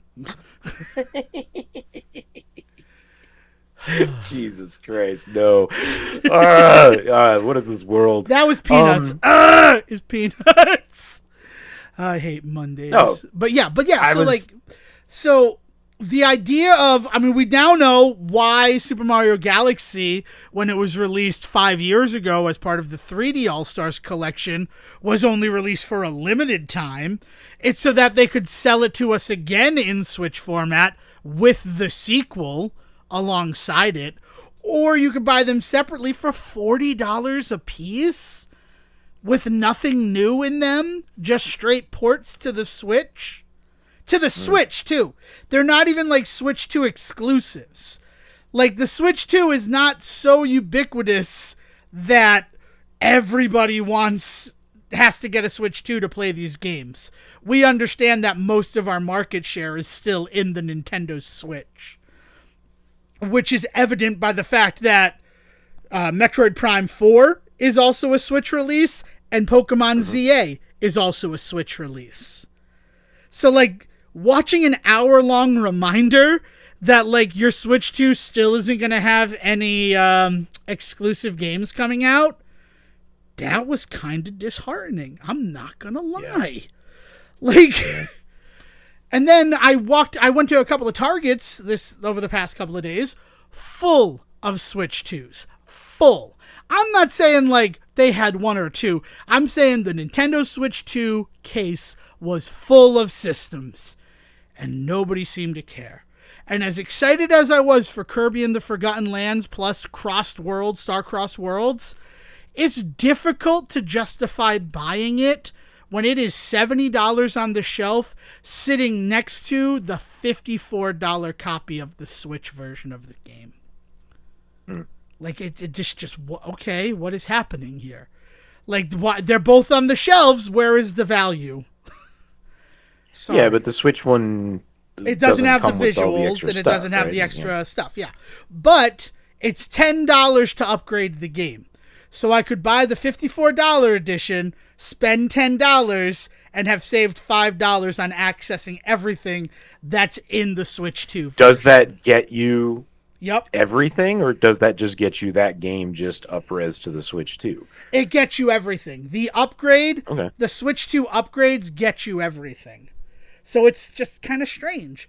The reveal that Kirby Air Riders, and I know that I don't really care about Kirby Air Riders. That's a me thing. But that it's going to have another dedicated direct coming out. Like, okay. Like, okay. The first one was kind of just weird to watch with how much you guys talked about this game. Like, you guys should really play Air Riders. We put a lot of money into it. And then, I mean, the big one, and a DLC for Donkey Kong Bonanza, that the same DLC for Super Mario Odyssey was free. Like, it's essentially the Luigi's Balloon version that was released free later on down the line. And also, DLC releasing for a game 6 weeks after its release really doesn't feel like additional content. It feels like content held hostage. Yeah. It does not feel like... It feels like, oh, we developed this, but then we realized if we held it back, we could charge $20 for it. And I know that I'm being cynical, but, like, it was some time before the DLC for Breath of the Wild came out. Now I want to know how long that was that I've said that. And then you saw the big announcement, right? Like the one that we're supposed to be excited about? Wait, you mean like the name of the movie? No, not the name of the movie. That is probably the thing that we are supposed to be excited about, though. You're not wrong about that. Yeah. The Master Trials, it was $20. When did you release, though? That's what I need to know. Because it released in parts. It was 3-part release. So that $20 got you stuff. May 2nd, 2017. Well, that doesn't feel right because the game released later than May 2nd, 2017. Or is it a 2016 release? When did Breath of the Wild come out? I feel like a fool. I don't know. No. You find it? No, I'm looking at it right now. I'll have it in a second. But no, they're coming out with Virtual Boy. Yeah, March 3rd, 2017. So yeah, they had announced the DLC for that a day before the game came out. Forget what I just said about Breath of the Wild. Maybe not the shining beacon on a hill I thought it was going to be. No, Virtual Boy. No, Nintendo doesn't know how to do DLCs. No, they don't. But yeah, Virtual Boy. Virtual Boy is coming to Nintendo Switch Online plus expansion pack. So you need to be paying for the higher tier. But then additionally, you have to buy a dummy Virtual Boy unit to slip your Nintendo Switch into to play the Virtual Boy games. Or you could get its cardboard cousin that flips over and then you can play in handheld mode. See, Jim, this is a system that nobody wanted 30 years ago. Why would people pay for it now? Like, I don't... And I gotta tell you... You say that, man. There is a large swath of collectors out there that dabble in the, this was a bomb. Like, that is the thing, the reason why we hold it up. So here's the thing that bothers me. If I, Devin Decker, could go out and buy the dummy Virtual Boy unit that fits a Nintendo Switch in it, and included in that were the Virtual Boy games, you'd have my money, right? The fact that I have to buy a peripheral and then also pay for the highest level of their subscription service, I'm fucking out. Like, that bums me out. That peripheral becomes completely fucking useless the second you stop paying a subscription. They've put a subscription on the fucking physical object. Yeah, that bothers me. I mean, hopefully, here's the thing that I want to know. I want to know if I can play regular games a la the Virtual Boy setup. Like, will I feel like I'm kind of immersed if I have my eyes in it while I'm playing Donkey Kong Bonanza or Mario Kart World? Will this be a new style of play? Or will it only work for Virtual Boy games? Yeah, the theory being... This is interesting. The theory being that, like, you're basically creating VR mode, right? Like... Yeah. I don't know how they're... I will say this. This is completely divorced from any type of market side of this. I am very interested in the technology and seeing what exactly it is that they're going to do. Because the thing about Virtual Boy games is that they had planes. They had multiple planes. So, like... Yeah, they were technically very impressive. They were... Yeah, they were 3D games. I mean, like, you had a 3D gaming unit that sat on your tabletop. How crazy was that? But, like, yeah, so I am curious to see how they're going to emulate that. And to your point about, like, is it something that can be applied to other games? Can you turn on Virtual Boy mode in other games? Yeah, right, because that'd be another thing where, like, oh, I'm getting it because, I don't know, some game that's coming, Metroid Prime 4 The next Beyond, WarioWare. Right? That'd be excellent. Yeah. Right? Because Wario Land... Imagine if the next WarioWare was had to use the Virtual Boy equivalent. Well, the fact that Wario Land is one of the 2 games worth playing on Virtual Boy, the second being Jack Brothers, it'd be brilliant if they did that. It would be brilliant if they leaned into the Wario roots of the Virtual Boy and gave us a Virtual Boy WarioWare title. God, that would be incredible. Absolutely incredible. And at least it would make the peripheral, like, worth buying, even if you're not going to get the subscription. Right? I just cannot believe that they've tied the usefulness of this in, like, IRL meat space thing, like they have tied the usefulness of it to the idea that you now need to pay $25 a month. Can you imagine owning a pot that you weren't allowed to use unless you paid a subscription service for it? No, it's a fucking tool. No, it's a tool. It's something you get. What I don't understand is, like, there has to be nothing in that, like, dummy peripheral. Like, I'm using the term dummy very deliberately because the fact that you could buy that, which, like, in my head is going to be $80, but it's probably going to be closer to $120. Like, I don't know if we have a price for it. If you want to search that while I rant right here, that'd be helpful if we have a price for that. But there can't be anything in that dummy unit other than the fact that it kind of forces your perspective to what Virtual Boy did when it originally released in 1995. Because there is also a cardboard version that can be purchased. It's still something that you have to pay money for, that will also give you the same sort of experience. So I don't imagine that they're going to be shipping out with, like, a cardboard version, like specialized lenses that give you the forced perspective, you know? The throwback Virtual Boy console will cost $99.99, and the cardboard version will be $24.99. Right. So like that $24.99 version, I can't imagine that it's like there can't be like lenses or anything. It's just going to give you the forced perspective of a Virtual Boy, right? Right. So then you're buying the plastic one, $100. I'm glad that it landed in the middle of my two guesses. And there's part of me that wants it, but there's part of me that wants it to have it, not to use it. I'm certainly not going to give Nintendo, because right now I pay a yearly subscription that is for 6 people and is hyper affordable for what I pay to have a year of Nintendo Switch Online, especially considering how good their online service is. Mm-hmm. Right? I'm never going to let anyone forget that their stuff is pretty much garbage, right? It does not feel like it is 2025, which also, that was a comment I made a lot watching the Direct and looking at the games. Like, this is a game made in 2025. I understand it's probably like an alpha, maybe a beta version of the game, but clipping, like what Sephiroth and Cloud's swords hit each other and they clipped into each other. And I'm like, how are you trying to sell me a game when, like, the graphics aren't that good on this Nintendo Switch version?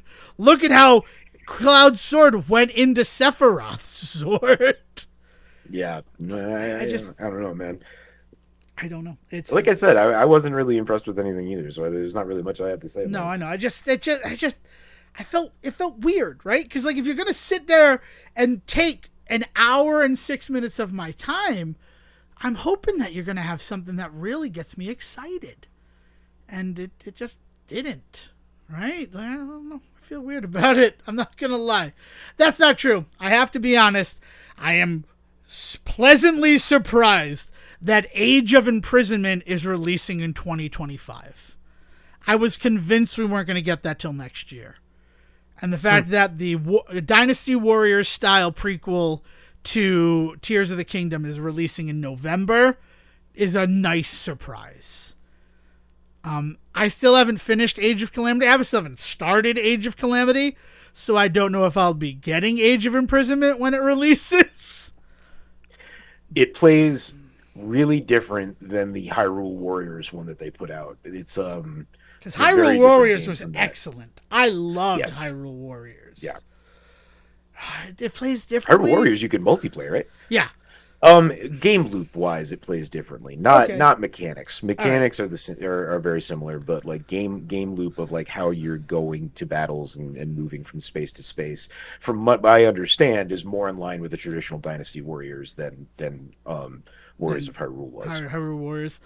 Hyrule Warriors really just warmed my heart with the character Linkle. We've talked about Linkle before.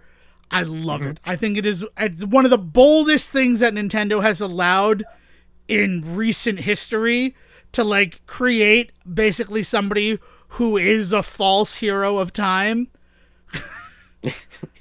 Which, like, you feel like that would be the type of shit that happens all the time in the world of Hyrule.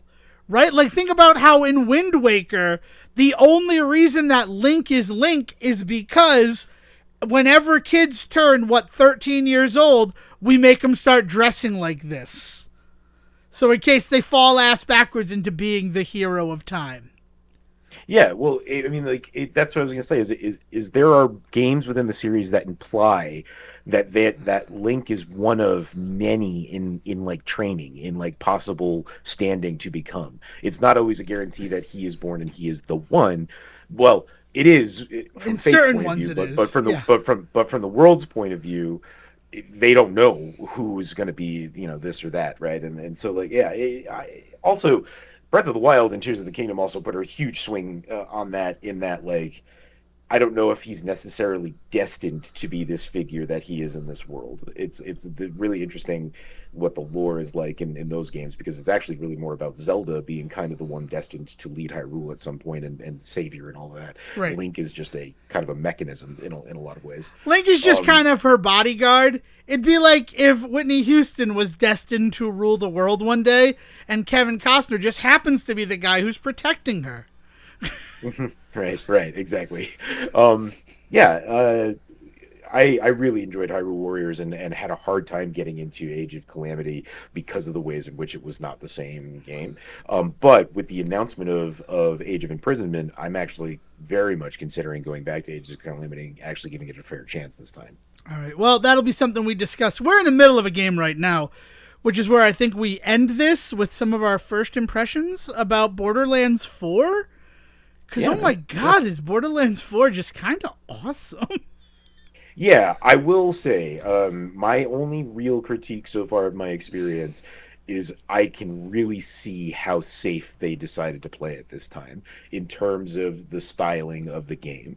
You know, there was a lot of talk really after Tiny Tina's Wonderland didn't do well, but even after Borderlands 3, there was a lot of commentary in both the fan base and the media, like the, various gaming journalisms and things like that about Borderlands, about how we weren't really sure where Borderlands was heading in terms of its tone and styling, right? A lot of things really were starting to kind of be, picked apart because I mean it was at that point 4 games into a series, right? You had Borderlands, Borderlands 2, then you had the pre-sequel, then you had Borderlands 3.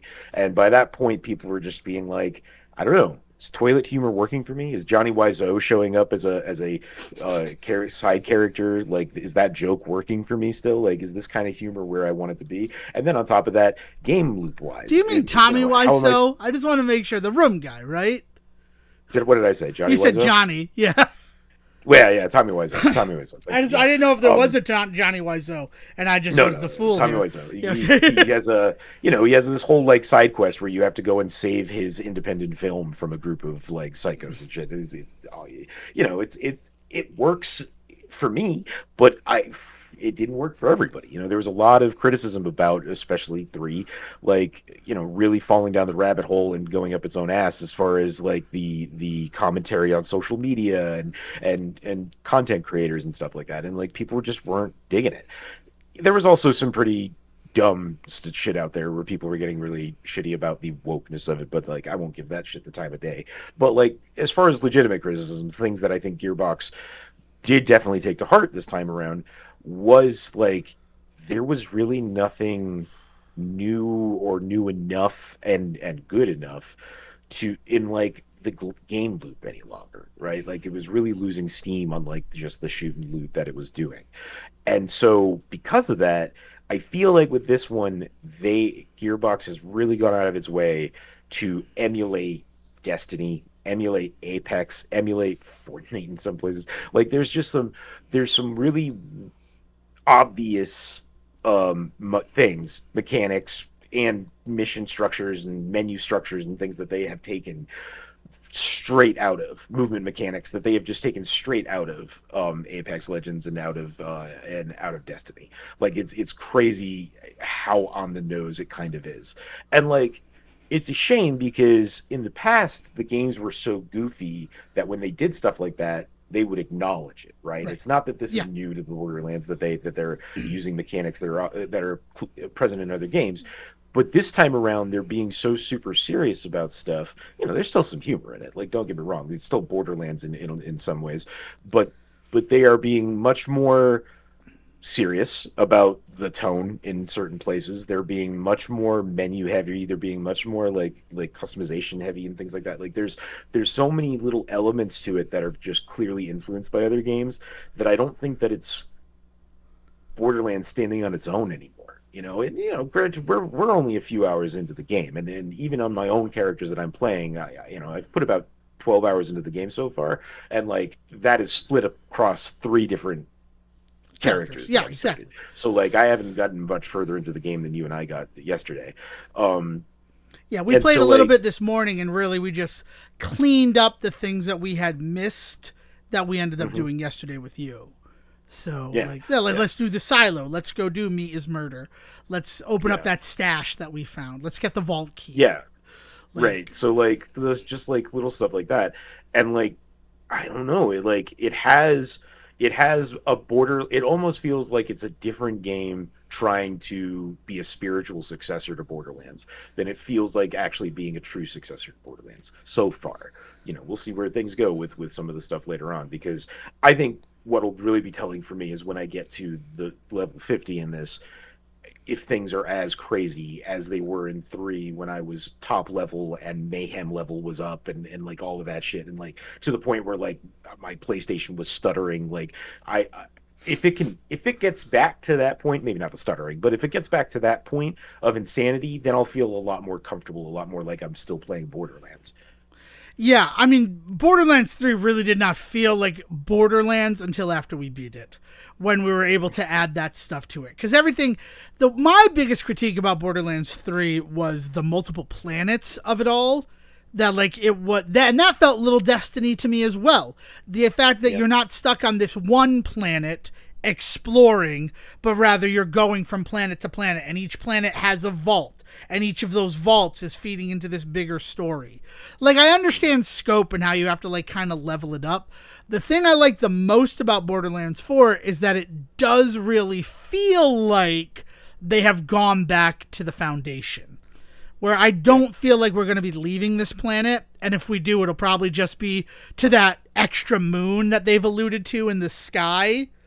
Right. Like, I can't imagine it being a galaxy-spanning epic the way that Borderlands 3 was.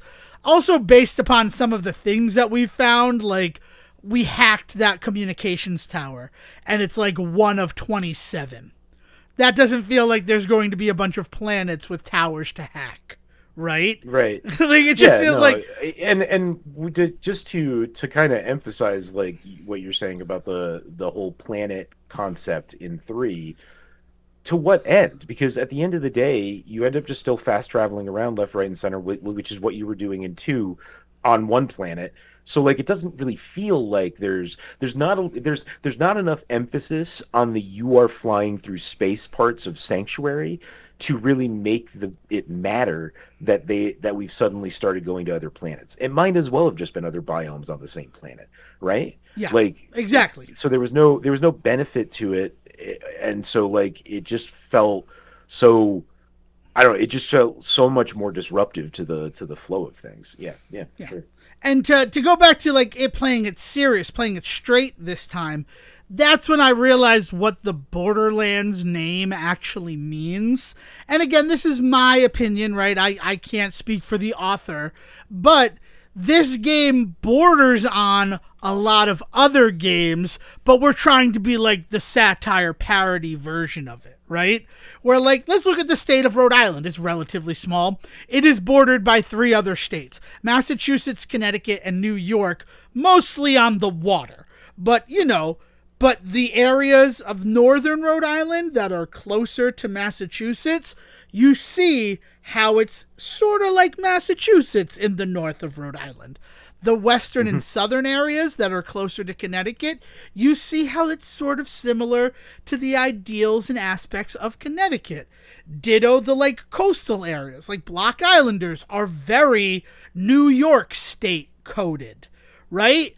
So like, all of these games, it borders on Apex and Destiny and Fortnite with what you're getting in this game, right? You're living in the Borderlands. We're on the fringe of all this other stuff, so it's okay that it feels like these other games. And then, like, going back and looking at 3 and, like, the whole space travel aspect really, did feel like Destiny, where, like, now you're on Venus, now you're on Mars. But, like, it's just because you told me that. It doesn't feel like I'm on any sort of different area.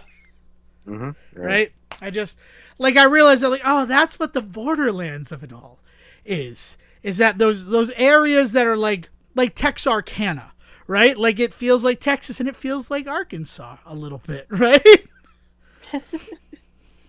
Yeah, no, it's really, I like the meta of that. It's really, I think you're hitting something right on the nose, though. Yeah. But they are so and clearly trying to establish a more mature but still Borderlands style, and I'm hoping it lands. I mean, like I said, we're only 3 hours. We're super early into it. When Sanctuary launched into space, blew my mind, right? And that moment could still be happening in Borderlands 4. I will admit that. I just, based on everything I've experienced so far, I don't feel it coming anytime soon. Well, especially how much the opening really emphasizes The Kairos. importance of the Like, planet. it really emphasizes the importance of Kairos and its history. So, like, Yeah. yeah. There's some story stuff I'm also not too clear on, like the idea that the Timekeeper can inhabit anybody that has one of those in. So why has he not done it to the Vault Hunters yet? But there's some implication that like he's doing something with the Vault Hunters. So I don't know. Yeah, we're going to be the bad Like, guys eventually. Also, Suicide Squad really feels like Suicide Squad with the whole you got a thing in your neck that's attached to your nervous system, and if you try to remove it, you die.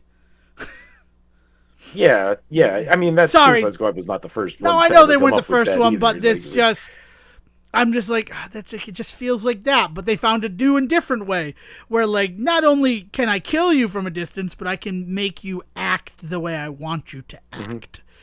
Like, full on. Callisto Protocol has a really interesting use of that mechanic because it becomes your health bar that you actually watch the whole time. You can see it ticking down, and so if you don't get like what you need to like power it back up, then like it kills you. It's interesting. I mean, Suicide Squad killed the Justice League. I like how they use the exact thing in that game where if you stray too far from the group, they blow your head off. Like, it emphasizes the fact that, like, you guys have to stay together of the game, which is interesting. That, like, get back within, like... And they give you, like, enough room where, like, you're not all on top of each other, but it's, like, get back within 300 yards of the other players. Well, in the little bit that I played of it, that kind of also became mission specific too, right? Yeah. Like if you were like fighting a boss, then there was like an area that you needed to stay in, but it would be a little bit bigger if you were just exploring. Yeah. So they did that, like, because they don't want you to go rogue. Amanda Waller doesn't want you to go rogue. All right, make me just want to get back to Peacemaker, man. Yeah, I know. That's sort of the ding there. But so far, I mean, we're going to be doing more Borderlands 4, so we'll be there. One other thing I did want to talk about, since we did sort of touch on the 40th anniversary of Super Mario Brothers.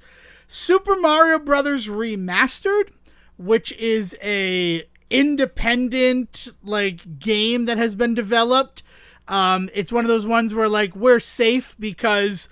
all we're giving you is resources. You need to provide a legal copy of the ROM, a la like Ship of Harkinian, or I don't remember what the Star Fox one is called, but all of the PC decompilation versions of video games that we're seeing now.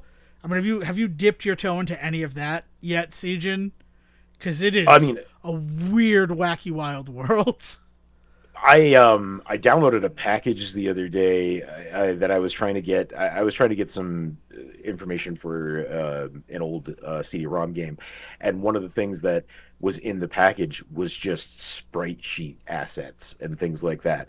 And it was like, these are just assets. We're not telling you what to do with them, but here you go. Yeah. So Super Mario Brothers 1 Remastered is made by Joe Mama. That's the creator of it. And it's kind of got that whole Super Mario Brothers All-Star feeling, where it's the first game, what is known as the Lost Levels in America, Super Mario Brothers Special, which is the weird computer port of Super Mario Brothers that were done for, like, not Samsung or things like that, but they were made for, like, home computers at the time. But they were made for and they were made for like a very specific kind of home computer, right? Yeah, what was it made for? I want to look that up. Calico or something like that? The NEC stuff. So it's Hudson Soft. Hudson Soft developed them, Static Soft South Korea, for the NEC PC88-1. Oh no, Samsung. I was right about that. The Sharp X1 / the Samsung SPC 1500. Hudson Soft did a bunch of like really good FMV ones. I would love to. Oh, actually, there is an FMV Mario game, isn't there? Yep, Hotel Mario. Something like that. Yeah. Shit. But Super Mario Brothers Special, it's like the original version for the NEC PC8801, the Sharp X1, and the Samsung SPC 1500. Like, it's weird, right? Because it plays like a computer game where it doesn't have like the smooth scrolling of the NES or things like that. But it completely recreates that game in the Super Mario Brothers like NES version. And then there's also Super Mario Brothers Nippon Up All Night, the like special one that was tied into the Japanese talk show. like that's in there as well. And like all new assets, like all the levels, like look like the second level looks like a desert and things like that. And then like to the nighttime, there are added challenge modes that are just lifted right from Super Mario Brothers Deluxe, and it's all natively played on the PC.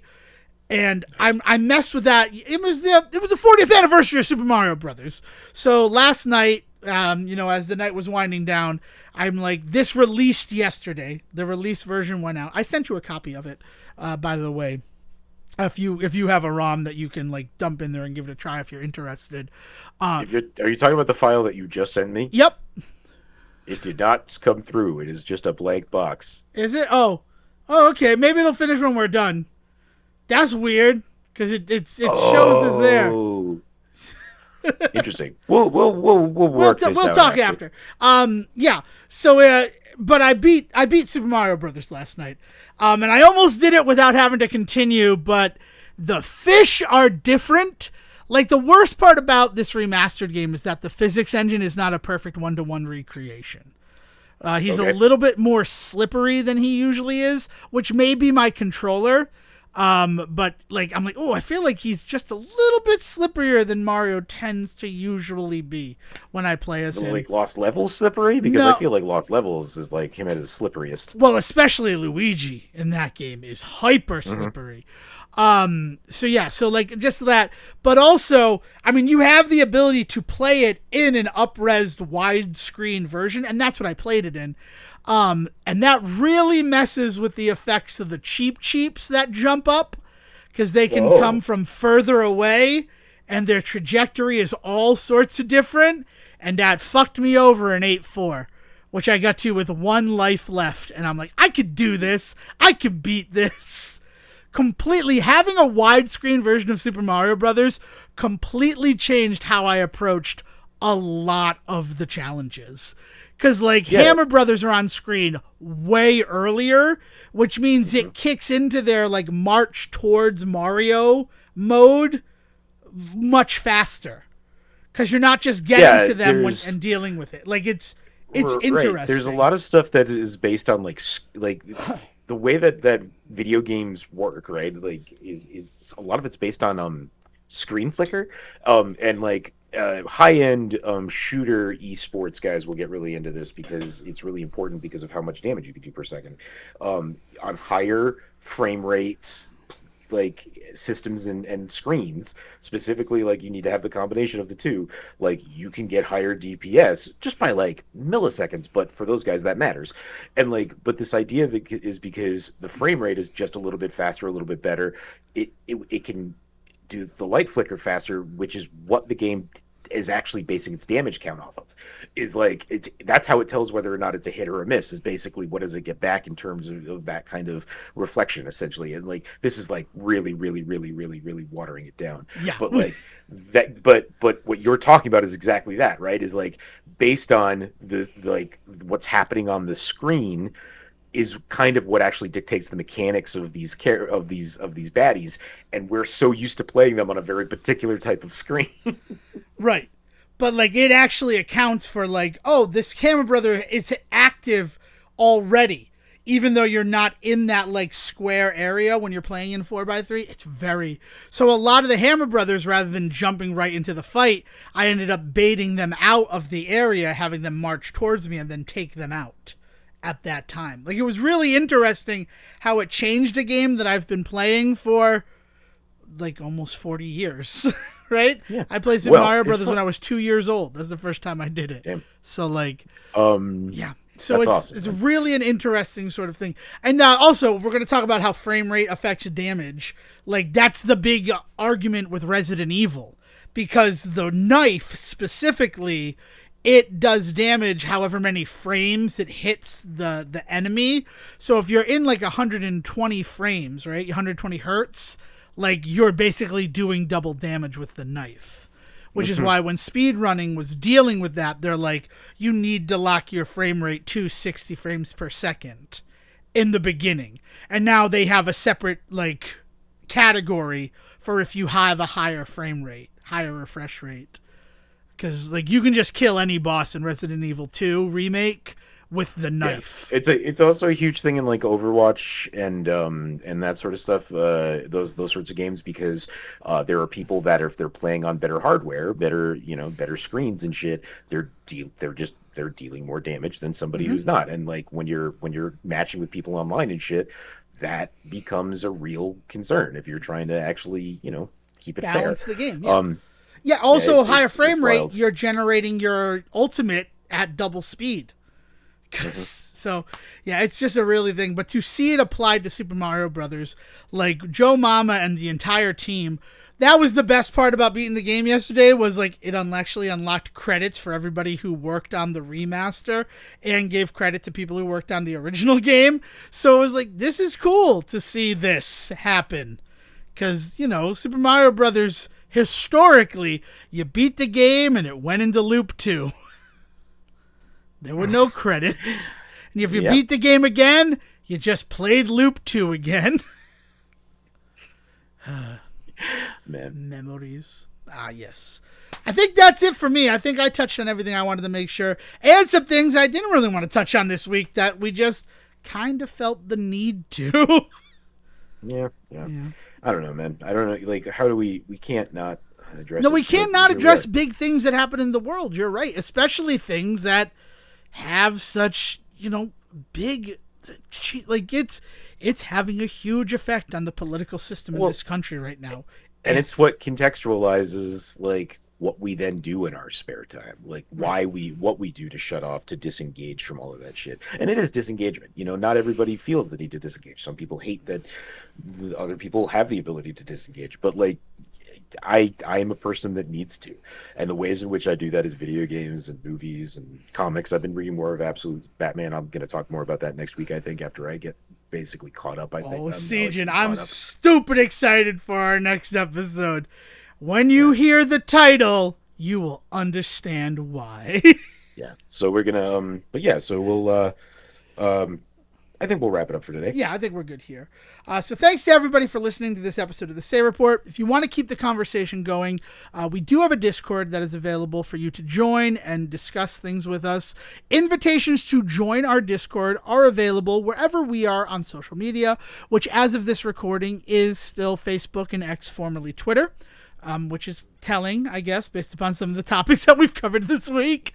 But if you're not on social media for those same reasons that I just mentioned, you can always send an email to us directly, thesayreport@gmail.com, and we can facilitate you with an invitation to join the Discord and have those discussions with us. Or if Discord is a little bit too much for you, because Discord is starting to become a little bit too much for people, right? Turns out that it's basically just forums that are with you all the time, for better or for ill. We will still correspond with you via email. Just send emails to thesayreport@gmail.com. And if it is specifically for me, Devin Decker, or for him, Siegen Sarowick, just put our first name in the subject line, and we will distribute it to the proper Say Reporter so that your hopes, dreams, and topic discussion goes to the member of the show that you want to get it. Again, that does not mean that they will not share it with the other one, but it will only be read by the eyes of the Say Reporter you want to be reading it. We have a crack team of action figures that I pretend are our interns who are distributing them whenever we receive them. Big shout out to Ironhide and Hound, who have been the MVPs of the action figure intern team this past quarter. I'm crazy, aren't I, Siegen? Yes. Anywho, without any further ado, thanks again for listening, and William, please bring us home. Bye-bye. Thank you for listening to the Say Report with your host Devin Decker and Siegen Sarowick. Please follow the guys on Twitter and Facebook by searching for The Say Report, and you can always subscribe on your podcast channel so this is delivered straight to you and you can enjoy it every week. With apologies to your mother, we'll see you next time.